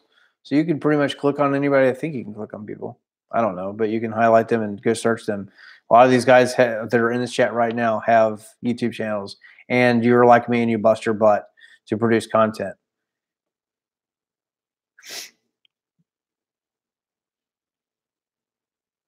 I know Charlie, he's talking about starting one. So definitely do it. I mean, there's nothing to lose. The more Mustang channels that exist, it's not going to hurt anybody. It's going to get people even more fired up, to search for Mustang stuff because everybody's producing content. And sometimes it does get repetitive, but that's like everything on YouTube. Hey, the Shelby 500 is coming out. Oh my God, get ready. Here's 500 videos about it. That's when we went to the reveal. None of us that we went, me, Stang Mode, Tunnel Chaser, and Surface Tanks. Like, that's why when I was there, I just went live. I walked around and went live. Why in the hell would I be like? I didn't care about being the first one to have the content online about it. I would rather just go live and have fun because I'd be competing against 1,000 other people trying to do the same thing at one time. But my whole thing, I'm glad I got to go to that because I went live and you guys could just walk around that whole thing. It was a really cool experience.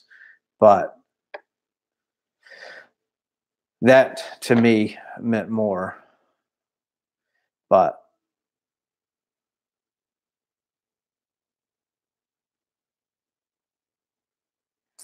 I mean, Trucker Channel is cool, man. It don't matter what it is.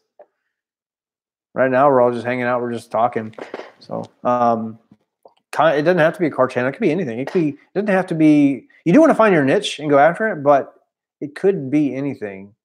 You can vlog. It doesn't have to be like, I could do other stuff besides the cars. I could do like tech reviews or, something on the channel too, which is one of the reasons like the channel went through a couple of name changes in the beginning. Well, a lot, and remember, if you've been following me for a while, $25.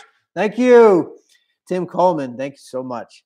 Awesome. That's you know what this money's going towards? Front runners. To be honest, completely honest with you. All this super chat money is going to go to front tires so we can freaking hit 10s. Because I'm not going to do it without a drag pack. Yeah, kids were playing. I've seen channels where, what's the channel? I don't remember it. They line up like crayons or toothpaste or whatever, and the guy runs over it with his tire, and it gushes out. And those channels blow up. Car channels are so small compared to like if you have a kids channel, or especially like a kids gaming channel, and you're successful at it, it's not that hard to do. Because like my son, he sits on YouTube and watches Minecraft videos, and those channels make so much damn fucking money.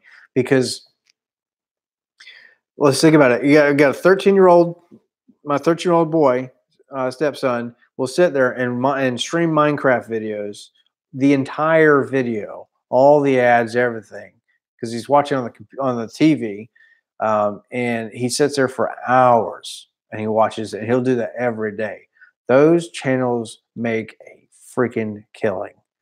That's why PewDiePie is just so wealthy. But the only bad thing about starting, like, let's say an 18 specific, because there are negatives to it, right? So what's bad about starting it, like let's say an 18 Mustang specific channel? You're about 2 years too late. But that doesn't necessarily mean anything, though, because a lot of channels are actually switching over to the Mustang, to the 18 Mustang and 19, and they're still getting plenty of views. They're upsetting some of their subscribers, and people will come and they go. But you know, the 18 and up Mustang is such a great car. It's cool to see a lot of like people go to it. A lot of Dodge guys are being converted. But you know, one of my channel I've been watching for a long time. He's not in the chat right now, but I'm sure he's not going to stream an hour and hear this. But David Van Voris has got a orange Mustang, an 18 that he bought to go fast with. He's doing a big single turbo kit, and I enjoy watching his stuff. You know, even when he has his Dodges and stuff like that, I just like his personality, and I think he's an all right guy. So I watch him. There's other 18 Mustang channels. They're not really Mustang channels, but there are some that I don't watch. I don't watch MotorTube. I just don't. I can't vibe with him. But I appreciate his grind, and he has a much bigger channel than we are. And it sucks because about 6 months ago, he was at like 10,000 subscribers, and now he has like, I think he's way north of 70. But what he is doing works, and that shows you that if you vlog every single day, if you upload every single day, YouTube will just put $10 or $9.99. There we go. Determined veteran, thank you so much. Here's some more to help. I won't hold it against you for driving a Ford. Well, that's the cool thing, though. Is like that's what I'm not biased. You know, I've had a lot of different cars in my lifetime, and a few different ones on the channel too. But I don't watch just Mustang channels. I watch everything. There's a bunch of people in here that don't have a Ford, and I watch them all. A lot of channels have multiple cars, and I think that's cool. That's like the project car that I would like to buy for this channel. I'm trying to convince my wife, because I'm trying to tell her, like, look, let's buy this $1,500 piece of shit and let's make it nice. Let's polish a turd and bring it back to life. And she's over there like, no, you're going to fail at it. I'm like, you do not understand that people like project builds. They like to see the evolution of stuff, and I can focus a little bit less as often on my red Mustang and take my time with it. Because now, honestly, we're at the point I feel like things are just getting more expensive. So, you know, all the little things that the car does, everything now is going to be becoming less because it takes more money. You know, like axles, you know, good axles and drive shafts and shit like that. I don't have just $2 grand to just dump every month. Some people do, but I don't. 18 ZL1 is, in my opinion, arguably the perfect car. Well, one of them. I love that car. But I was totally like talking about something. I'm losing my train of thought. I'm human. Don't hate me. But I like Hellcats. I mean, I owned one for a little while.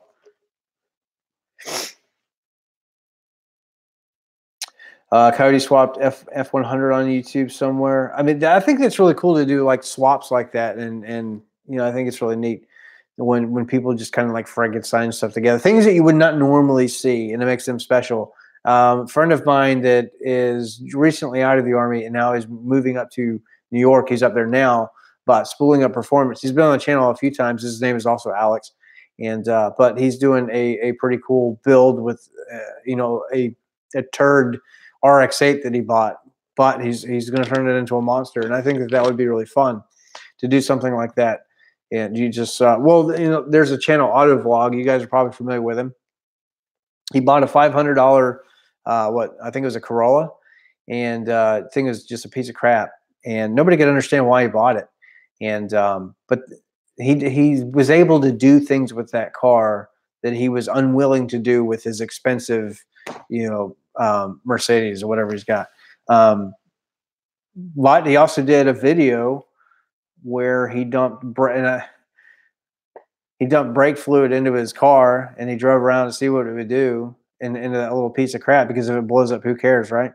And he kept driving around, and people kept watching to see if anything was going to happen.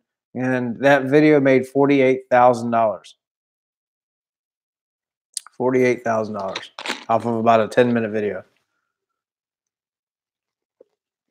Because I think it had like 65 or 6.5 million views or something like that. Something crazy. But more, you know, it's awesome. I mean, but something like that happening is not very realistic. What was my MOS? That was a 13 Fox. If you're talking to me, it was a Ford Observer. Bikes, GSXR 750. I agree. Surface things 110%. 750 is what I would buy. It's what I used to ride too.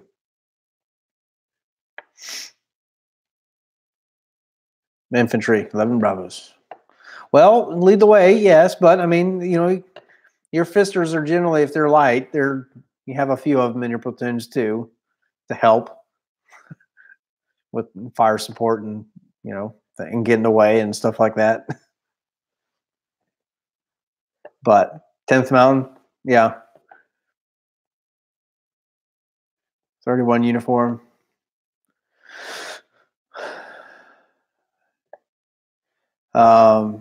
Yeah, there's a lot of military. 19 kilo. Yeah, I was 13 Fox my entire career. I wasn't always active though. I started National Guard, believe it or not, and I deployed to Iraq in 2005. This is about as fast as I could get there, and I think I turned 19 over there or something. But anyway, but deployed for 15 months, and then after that I went active duty. Getting PP2 wheels, no. I don't know what I'm going to do for wheels. I don't. That's the thing. Like with me, like a lot of times I'm like you guys. I'll research and research and research and research, and on like one particular thing, and I tend to overthink things a lot. And like wheels, I like them all, and I can't make a decision, so I won't buy any, because I mean I still have, you know, mine. I would like to sell mine, but I also don't have $2,500. I'd have to buy another set of wheels, put them on the car, and then try to sell those. But eventually I'm going to have to do that. I just don't know what I want yet. But the SVE wheels that LMR sells, they've come out with some pretty cool stuff too. Whatever I get is going to be a gloss black wheel. I like gloss black, and it's going to go with the theme for the car. But oh man, all right. What time is it? 7:30. We haven't been on that long.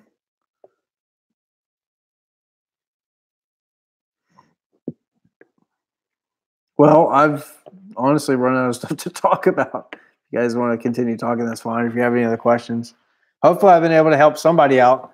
You know, as far as starting a YouTube channel, basically just pick up a camera and go. You know, you'll get better at it. You're not going to be perfect, you know, the first time. It's okay.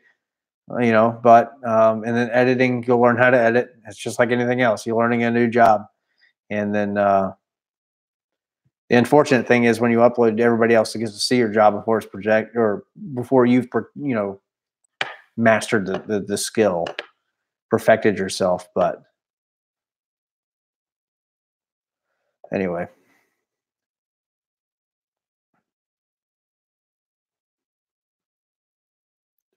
the problem with the 10-speed transmissions. I mean, there are some out there that have some issues. I had an issue with the 5th gear where it was clunking into gear, and it was also holding on to the gear, the 5th gear. It didn't want to go into shift or into 6. It didn't want to shift into 6. So, but all the research kind of points to like maybe a faulty valve body, and but mine still blocks a little hard sometimes in 5th gear when it hits 5th. But it only does it around a certain RPM, so I don't know. But on track, when it's like wide open throttle, it just goes. And you know, the reflash that we did, that Ford did, seemed to have helped. But they reset everything, complete PCM reflash. They pulled all of the cam, excuse me, cam, I guess, out of the car. Although the learned, whatever it had learned, so it was completely fresh, clean slate. And then it did get better, but it was still there. But the valve body, if I had to replace it, would not be that big of a deal. And as far as engine tick noises, God knows, because Ford doesn't, or maybe they do, but they're not saying. But I wouldn't be worried about the tick. There's lots of cars that tick, and they still run fast as hell. But to my knowledge, no 18 Mustang engine has blown up because of a tick. But there is a lot of talk about the plasma in the I guess the bores or whatever, the cylinder walls being faulty or something. But I don't know if any of that's changed for 2019. I don't have that issue, except for like once a month for like 20 seconds when it's cold. I think that the 10R80 personally is a bit too much. I think that an 8-speed would have been fine, but as far as the 10R80 is what we have, I mean, I love it.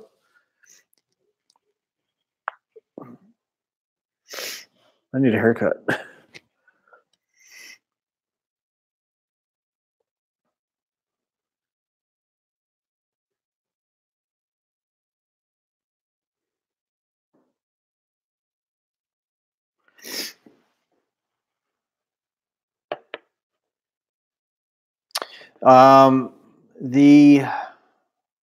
Do I get a cut out of if somebody uses my discounts codes? It's almost personal. Yes and no. Hang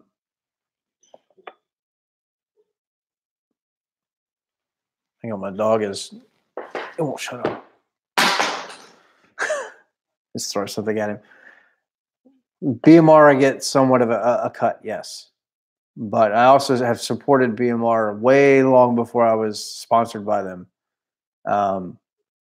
So that's, I mean, it doesn't matter if I get a cut or not. I'm still going to rep them because I like them. But, you know, I get a very small discount. But everything helps.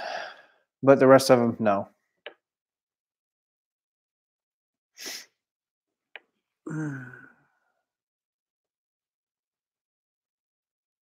And also, BMR, anybody that's got orders pending with BMR, I'm sorry if they're backed up.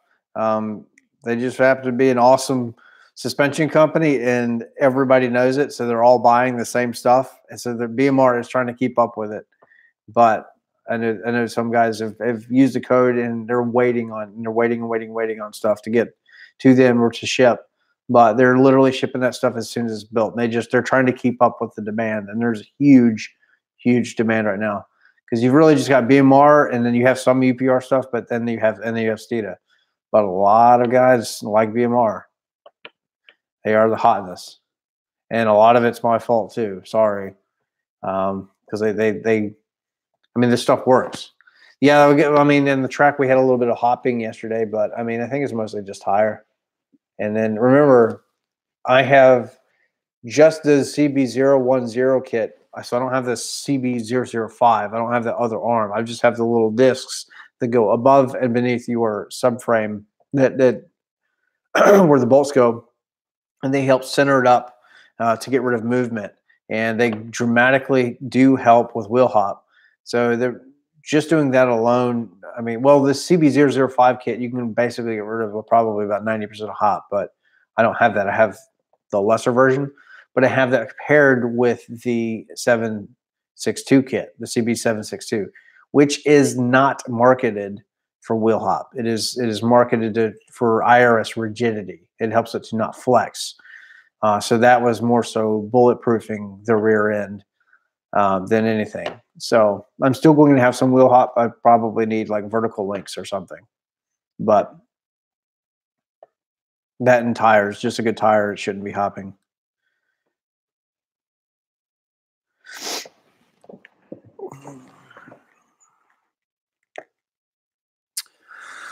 Oh man. But I need to hook up my Corsa. Brother, I got you, man. I don't know if I could say this. Instagram me. Hit me up on Instagram. I have a discount code for Corsa that's significant if you need that. And I'm not supposed to just give it out. But there's not that many people in the chat right now, so it's okay. If you need a greater discount code, let me know for Corsa. But something is happening in April. This is in April. So I don't know what it is. I'm trying to get the Corsa, the rest of the system. They don't want to send it to me until people start buying it because they want to know their investment's paid off, right? Well, I have been in talks with my contact there that they Corsa. Nobody used to angle O2 sensors, until like recently. It's like the new hype because everybody can run E85 and they're 18 and up Mustangs because you can just tune them. But I think before then it was just really cooks that really would do that, or maybe by request by some of the other guys. But everybody pretty much just did, these horizontal bungs for your widebands, and but now everybody wants to run ethanol, and because it works so well. But you have to angle the sensors. So I've talked to Corsa. I told him you cannot wait on this. You have got to change your product design. You have to remove. You have to change the location because it works fine with 93 too. So there is a tighter clearance depending on. Now I have mine angled pretty significantly. You don't need to angle. I don't think they need to be angled as much as mine, but whatever, it works. But ethanol is what everybody's doing, because I mean, like with my 93 tune and my ethanol tune, there's a 40 horsepower difference. So, but anyway, I'm trying to get them to make stuff, to change things so that people, they could be a little bit more competitive. One of which was an H pipe. The double X pipe is like their thing, but I suggested, at least make an H pipe and give people a choice. If you want to be more competitive with the other companies, you need to have, options. But who am I? I'm just a little guy, right? I'm just a consumer. But trans brake, I have the trans brake. It's in my my tune. I just have never used it. I'm afraid to use it because Stang Mode broke his axle. So, you just got to be careful with it. From my understanding, Michael Mack has run it tons and tons of times on stock axles. If you do it right, you should be fine. But if you screw it up, you're probably gonna hurt something. But I would like a double H pipe. Hell, no, I'm thinking like just a regular H pipe, like a 3-inch H pipe. Because just like their X pipe, it'd just be just a 3-inch H pipe. Because that's ultimately kind of what I wanted to do, was long tubes, catless, H pipe, active exhaust. It would be, real deep. And but my active mufflers are actually still deep. If you hear the car in person, on camera, it seems like it's so much more high pitched. But in person, I really do feel like it is a little bit deeper. It's very throaty. It's raspy, yes, but you know what I'm saying.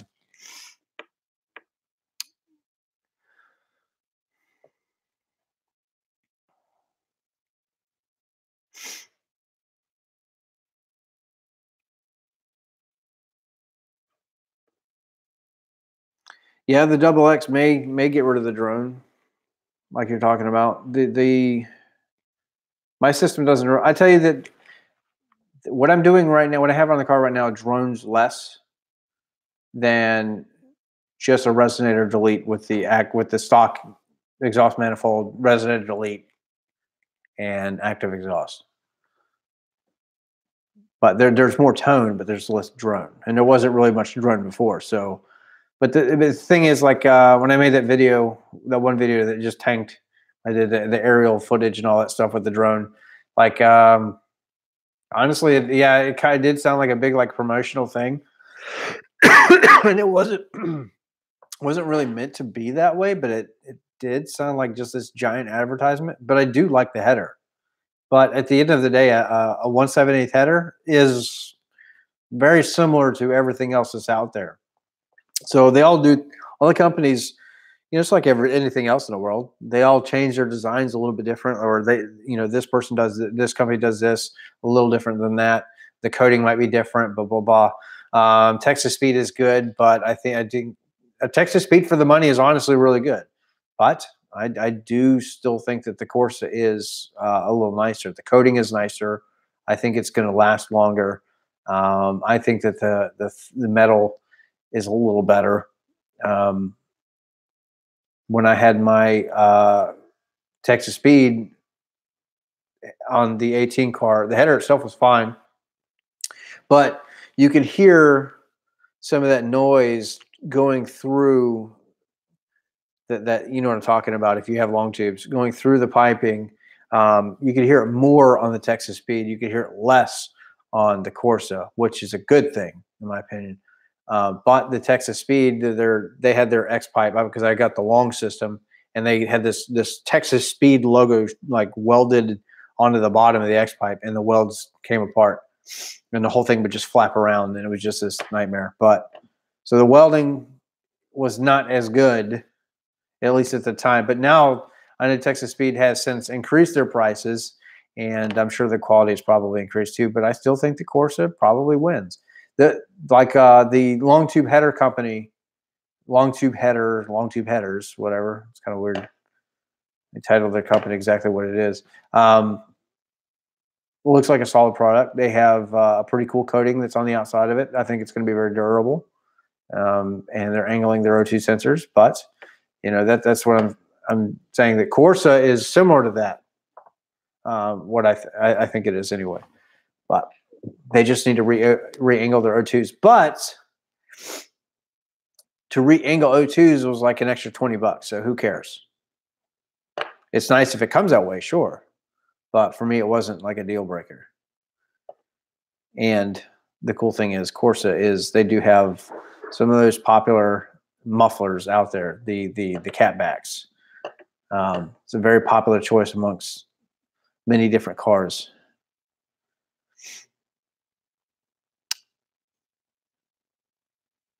God bless. Headers or cat delete? Well, my buddy Gabe has a cat delete. He went to a muffler shop that cut his cats and just replace it with piping. There's Mac makes some.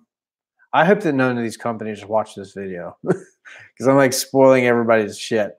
But Mac charges.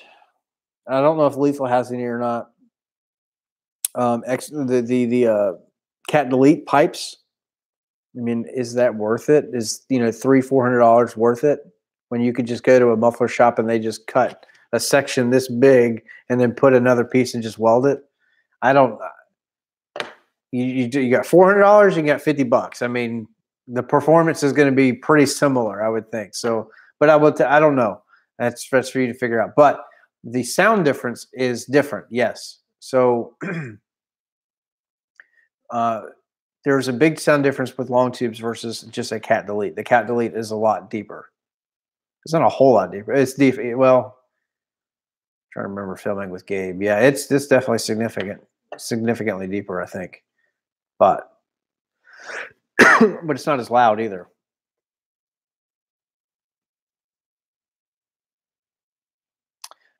Which header is the easiest to install? Honestly, Corsa? No, I'm being serious. I've installed on an S550. I've installed Texas Speed on mine and Staying Mode's car. I installed on my old 16. I did American Racing and also did Stainless Works. And American Texas Speed had, to me, well, keep in mind, every time you do it, you get better, right? But the Texas Speed, to me, fit pretty good. So, but the Corsa was like a cakewalk. I mean, we're talking about I think it was 6 hours. I think it was fast on jack stands. I mean, I was moving. So, but there's like with the Texas Speed, there was tighter. I would tell you between like that AC line on the passenger as you look at the car down the engine bay on the passenger side with the primary where it butts up against that AC line or whatever. With the Texas Speed, I had to like pull this little clip in and like pry it over a little bit, just to get some clearance. But now you can keep the engine mounts, those two 15mm bolts loose, and then you can take a big pry bar and shift your engine a little bit, push it if it goes one way or the other. So you can push it more towards the driver's side or whatever, like it should have been anyway, and then tighten them down, you're good. But with the Corsa, I felt like there was just a little bit more room, which is not a bad thing. And they have an interesting fitment where they go into the so you got the header, then you got the lead pipes, and where they connect with the Corsa it's kind of like this basket thing where they've got like these four. I don't know, it's just weird, but it seems to work really well. It doesn't leak, it doesn't do any of that. It just sounds good. And all the welds on the damn thing are fucking just awesome, like artwork. I mean, but I've had American Racing in the past. They look the same kind of steel as they look the same as Texas Speed. They look the same as Stainless Works. But when I pulled that Corsa header out of the wrapper, it had this like shiny, like silver metallic-y finish to it. It's like, oh my gosh, this is so pretty. I didn't want to put it in the car. It was a beautiful looking piece of artwork, and it obviously performs. So it does perform. You know, we are making a lot of power, but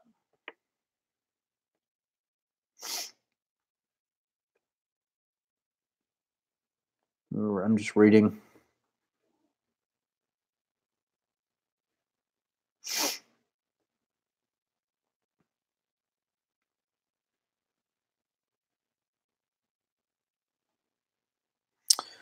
The 7.3 liter, I need to do more research before I can honestly say anything about it, but I think it's cool.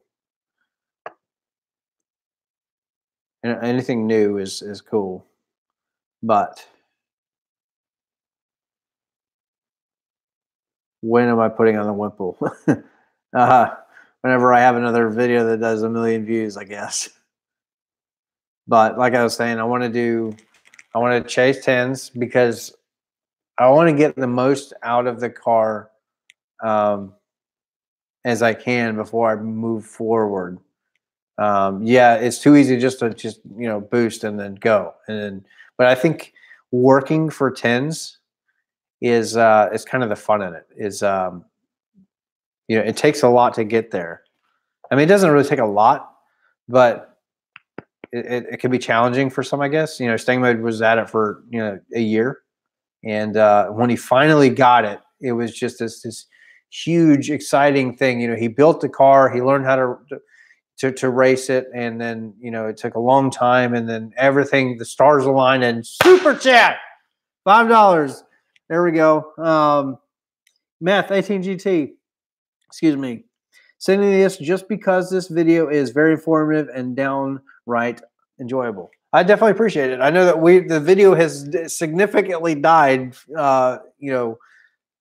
It's not as fast as what I'm trying to say is we're just talking right now. But anyway,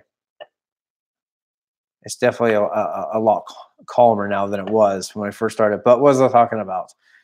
Wow, somebody tell me what I was talking about. Oh, yeah. So if you build up little by little by little, and you take baby steps, once you finally get to that goal and then you achieve it and all the stars align, I mean, that's that feeling you get. That's kind of what I want. I want to just be like, finally it happened. And then progress from then. It's like, okay, we hit 10s, let's hit 9. And then go from there. But anyway, yeah, I know we're just at this point just rambling on and I'm sounding like an idiot. But anybody that's dipping out, good night. Be safe on the roads. But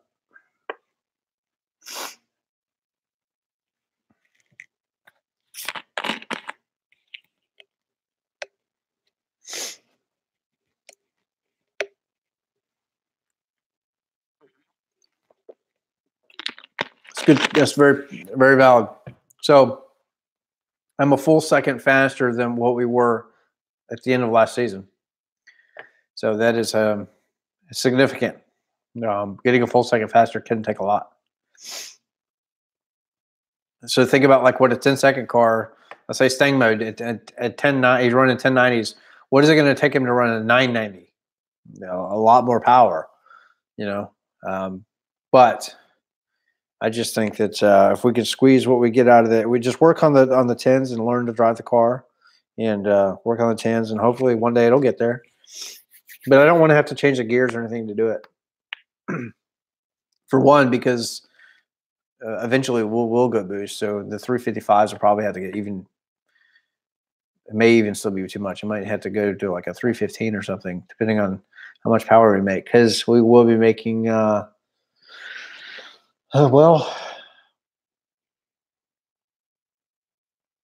we'll do a fuel system with whatever we do, so we can run ethanol. So we'll be making a lot of power whenever that happens. Because I know Michael Mack was doing his Vortec. He was making about 715 or something like that with just the regular $6,500 kit. He ran a 10 flat was his best time, and but he was on I think a 93 mix. It wasn't on E85 or anything. So if he was, he would be close to that 800 horsepower mark. So it's a lot of power. But then you got to live with it too, right? So do you need 1,000 horsepower to daily driver? Nope.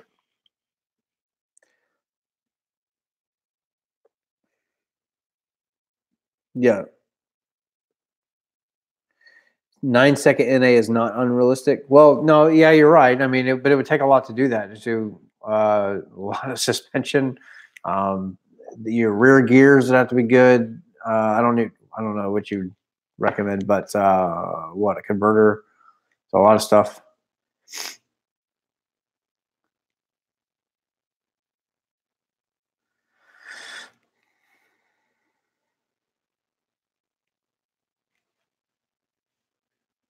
Yeah, trans brake. We eventually will try it, even though I don't really want to, but we will.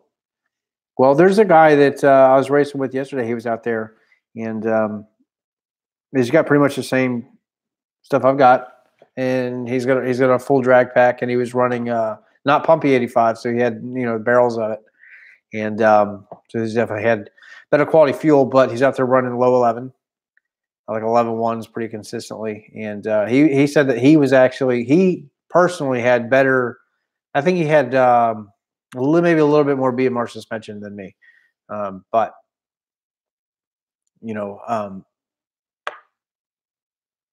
he said that he could see better trap times just using the foot brake versus a trans brake. So I don't know.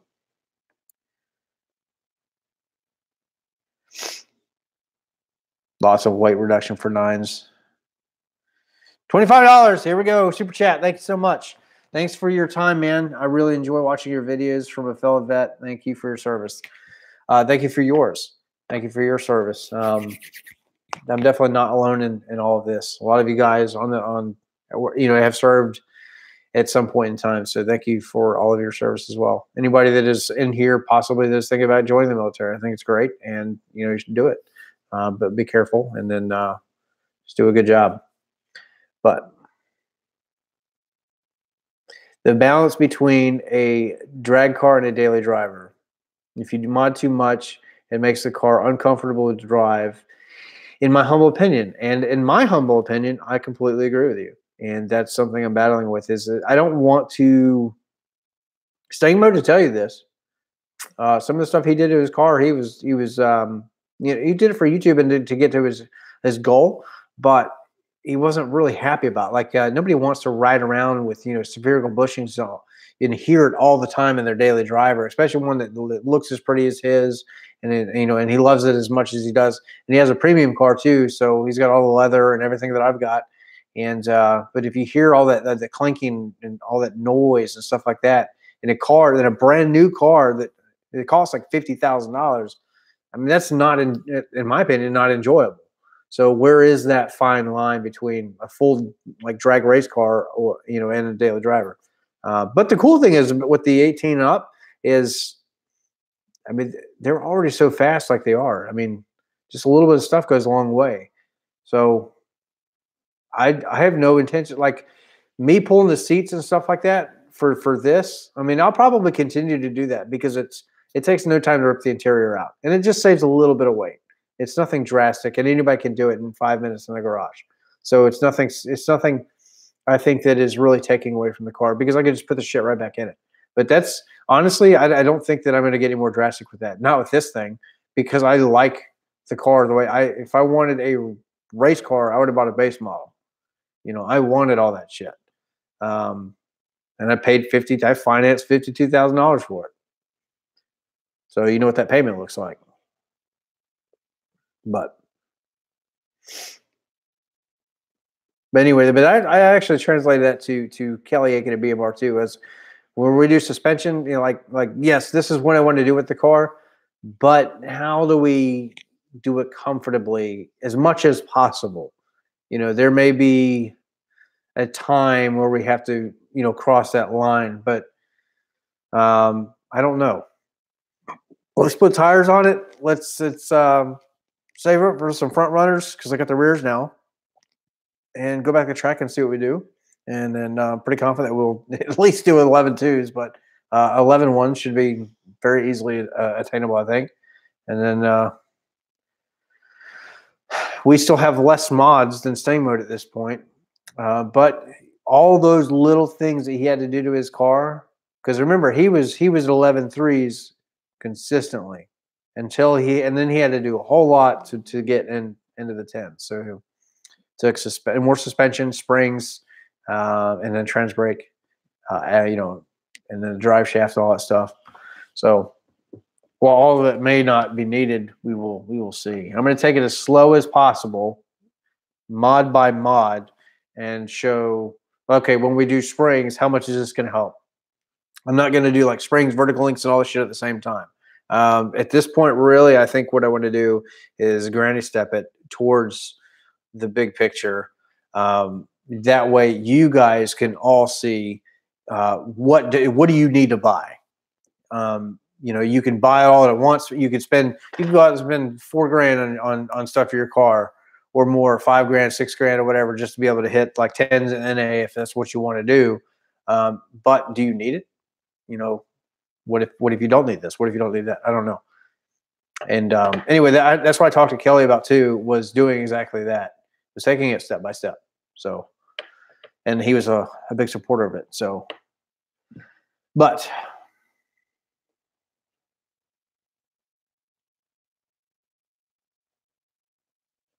Pink's Garage. Yeah. Well, I definitely appreciate you listening. I do. I actually do that in the car too. Is sometimes, I just listen. I can't watch the video, but I want to hear. That was a big thing about like with Stingman's podcast, but he might be bringing some kind. He might be starting going live a little bit more, maybe like twice a month or once a month or something like that. I think he was on to something, but he may have given up on it a little too early.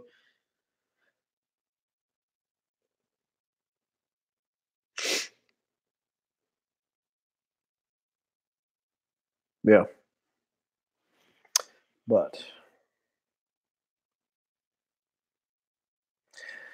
Well, I think that the chat's done with. I'm out of stuff to talk about, honestly. But it was cool that we got to hang out for 2 hours, over 2 hours, and do this. And if you've contributed money to the channel and super chats today, thank you so very much. It is going to go towards front runners in some way, but that way we can make the car faster. We can bring you more content and do all that stuff. But anyway, The Walking Dead is on right now, and I need to go watch it. So I am a fan, unfortunately, and yeah. My wife will say, when The Walking Dead comes on, I mean, I sit forward and I'm just glued. She'll be talking to me. She'll be screaming at me. I won't pay her any attention. So I've already missed, what, 6 minutes of it already for you guys. So I feel lucky. But anyway, all right. You guys have a good night. Stay safe on the roads. We got a busy week this next week. We're going to ceramic coat and do all that other shit to the car, and then drive up Thursday for the subscriber meet. So if you're going to the meet, again, it's on the 30th. They're at Gateway Classic Cars in New Jersey. And yeah, I'll see you there if you make it. But you guys have a good night, and I will see all of you later.